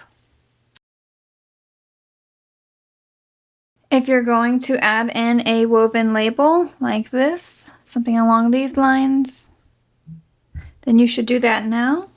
Then you will sew along this clipped edge using a 3/8 inch seam allowance. So we've sewn that bottom seam, and if you open it up, it should look like this. Now we're going to press this seam open down here so that everything lays nice and flat. So I'll go do that now. So we got everything nice and flat. And if you wanted to, you could top stitch along each side of this bottom seam. That's totally up to you. I'm pretty happy with my mostly aligned seam down here, so I don't want to take away from that at all. So I'm not going to top stitch. But I did want to make a note before we move on. I forgot to mention it earlier, but if you opened this slip pocket while you were doing that section, you want to make sure that you close it now. We won't be birthing the bag at all. This is a complete drop-in closure, so you don't need to leave a pocket opening. So if you followed the steps and you folded everything up and you left it open, press it all nice and flat now and just sew an extra seam down here to close it up. But if you did as I instructed and you left it closed, you're good to go. So now we're going to fold this right sides together and clip along each side seam. And actually, I forgot we're going to trim this seam allowance back, so let's do that. So now that we have sewn those side seams, we will need to do some reinforcement stitches right inside of that seam allowance at these upper and lower lining seams. So it's only going to be about a 1/2 inch worth of like stitching and then back stitching and then stitching forward again. Just kind of like tacking it in place so we make sure that we kind of secure those seams and don't have it unravel. Now that we have those reinforcement stitches done, we're going to press this side seam open as much as we can. I mostly focus on the lower lining portion because all of these seams right here and this material just won't open up nicely no matter how much pressing I do. So I'm really just going to focus down here and probably gently hammer these seams open as much as possible. So now that we have pressed those seams open, we're going to snip into this seam allowance along that drawn line we did in our prep work. And then we're going to trim back these seam allowances down to about 1/4 inch to 1/8 inch. Now you're going to pinch those two seams apart. So it was like this. Now you're going to pinch each corner, pull it apart, and match up those seams there, and clip. So then we're going to sew along each box bottom side using a 3/8 inch seam allowance. After I sew that seam, I'm going to go back and do reinforcements just like we did on the sides of the upper lining, right at where that seam matchup is between the bottom seam and the side seam. So I've got both of those box bottom seams sewn up, and then I also did my reinforcement stitches. So now I'm just going to trim this seam allowance. And now all along this top edge, I'm going to be making snips just like I did on the main panel and the side panels. So no more than a 1/4 inch deep, and you want to shoot for about a 1/4 inch apart.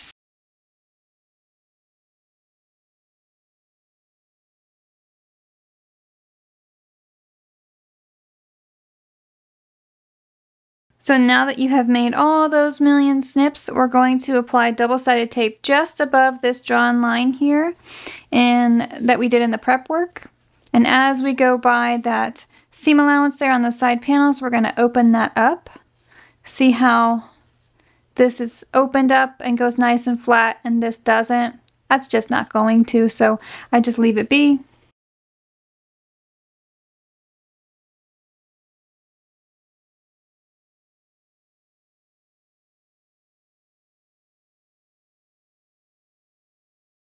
So now that we have that double-sided tape applied, I'm going to remove that backing. And I like to start from the center here and just fold that material down just like we did on those main panels on the exterior.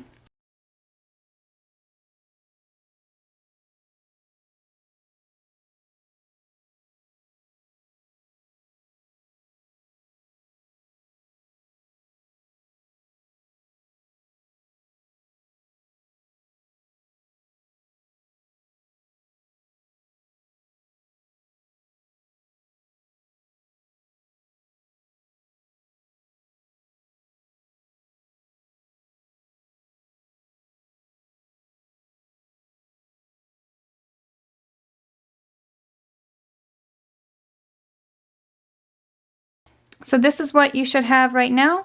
Have a fully assembled lining and the pocket should be closed, it should not be open. And all of your edges should be folded down. So now it will be time to combine the exterior and the lining. Now, because I was running short on clips, I clipped these two together. So I'm just going to unclip those now. And then I'm going to place my lining inside of my exterior, just like this. And I'm going to reference that center line that I drew between both of them and just line them up and make sure that the top folded edge aligns as well. And I'm going to do each center marking first. So on the side seam of your lining, you'll match that up with that center marking on your side panel.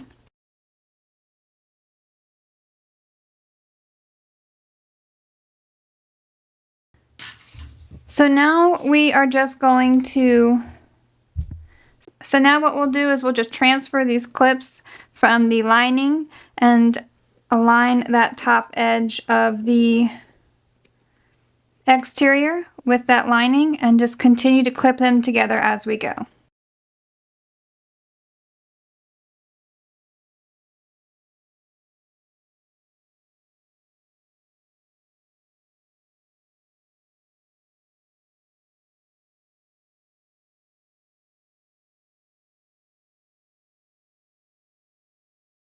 Now that I have this as one piece, what I want to do is just double check everything as I go. I'm going to feel in between those clips to feel if the exterior or the lining is riding up higher than the other at one point.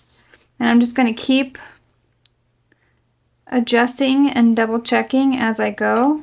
So now it's time for the dreaded final top stitch. So it depends on the machine that you have, how you will accomplish this task. When you start your top stitch, you can start somewhere on the side. I like to start maybe right about here, like maybe an inch in from this side seam here of the lining. And I like to leave long tails, also all the way around the top, and then end with long tails in the same needle hole that I started. Okay, I already started sewing, but I didn't like that the bag kept hitting the mount, so I have reoriented and we're gonna just start from this point. So I paused to tell you that as you're going around, if you're on a cylinder arm like me or a free arm, as you go around these zipper pockets, make sure that they're flipped down. And I'm right next to my D-ring connector, so I'm making sure that that stays flipped down and out of the way.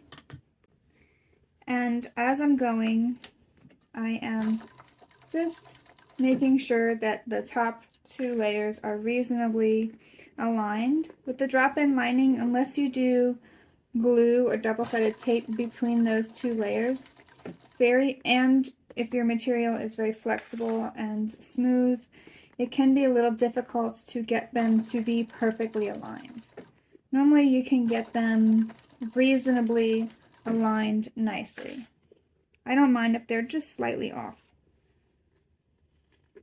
The unfortunate part about this material is that it really has a hard time attaching itself to my double-sided tape, and I used really good double-sided tape. So some of my snips and folds are coming up slightly, which is annoying. So glue would have been a better choice, but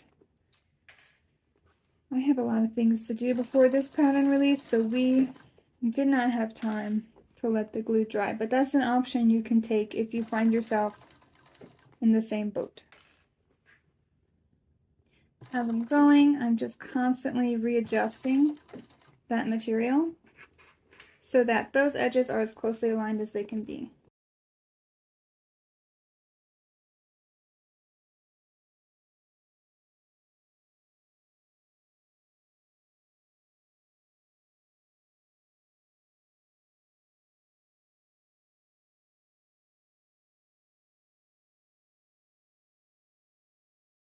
Make sure that those zipper tails are out of the way. I've just found that just clipping them kind of like this and letting them hang keeps them out of the way versus floating up and getting tucked under my presser foot.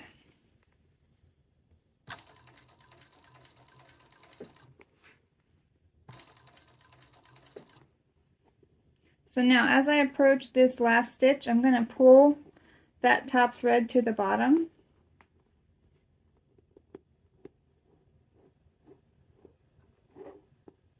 Like that. That way when I put my needle in that first hole, it's not going to penetrate through these layers or through the thread itself, and then that can kind of knot in there, and it makes it pretty hard to pull that top layer through if you don't do it before then.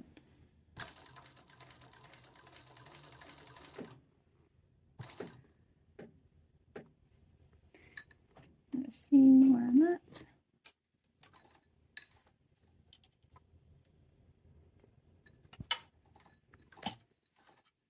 Okay. So I've got that top stitch done. What I want to do now is pull that last exterior or top thread to the lining side. I'm just tugging on that thread and pulling it through. I don't like to use tools in that process, and just in case I break it. So now I'm going to knot it together. So I've knotted those 4 thread tails. I'm going to trim those down. So now that I have trimmed those threads, I'm going to take my hand needle and I'm going to insert it into one of these needle holes and do my best to get it through a hole and not through my exterior. If you feel resistance or anything, stop until you feel like you are going through just 1 to 2 layers of material. Sometimes it's helpful to pull out your lining like this and angle your needle right down that way. And that way you aren't feeding it through the exterior of your material. So what I've done is I've just angled it down, and I'm going to push it to angle out of my lining like that. Then I'm going to feed those thread tails through my needle. I'm going to use a thimble now. I'm going to press this through like that till I've got it angled out. And now you need to be very careful, and you need to pull this through. Okay, if you hit resistance like I am right now and you pull this towards your body really hard, you really there's a potential that you're going to stab yourself, so please don't do that. I like to use pliers, so I feel like I get a better and more controlled grip. These are just jewelry pliers. Now don't grab too close to your material, because there's a chance if you use cotton woven that you can grab a fiber and then you can kind of rip a hole in your material. You don't want to do that. The purpose of the needle is to move those fibers aside, and if you rip it, then you have created a hole versus just moving them. So you need to support the top of your material.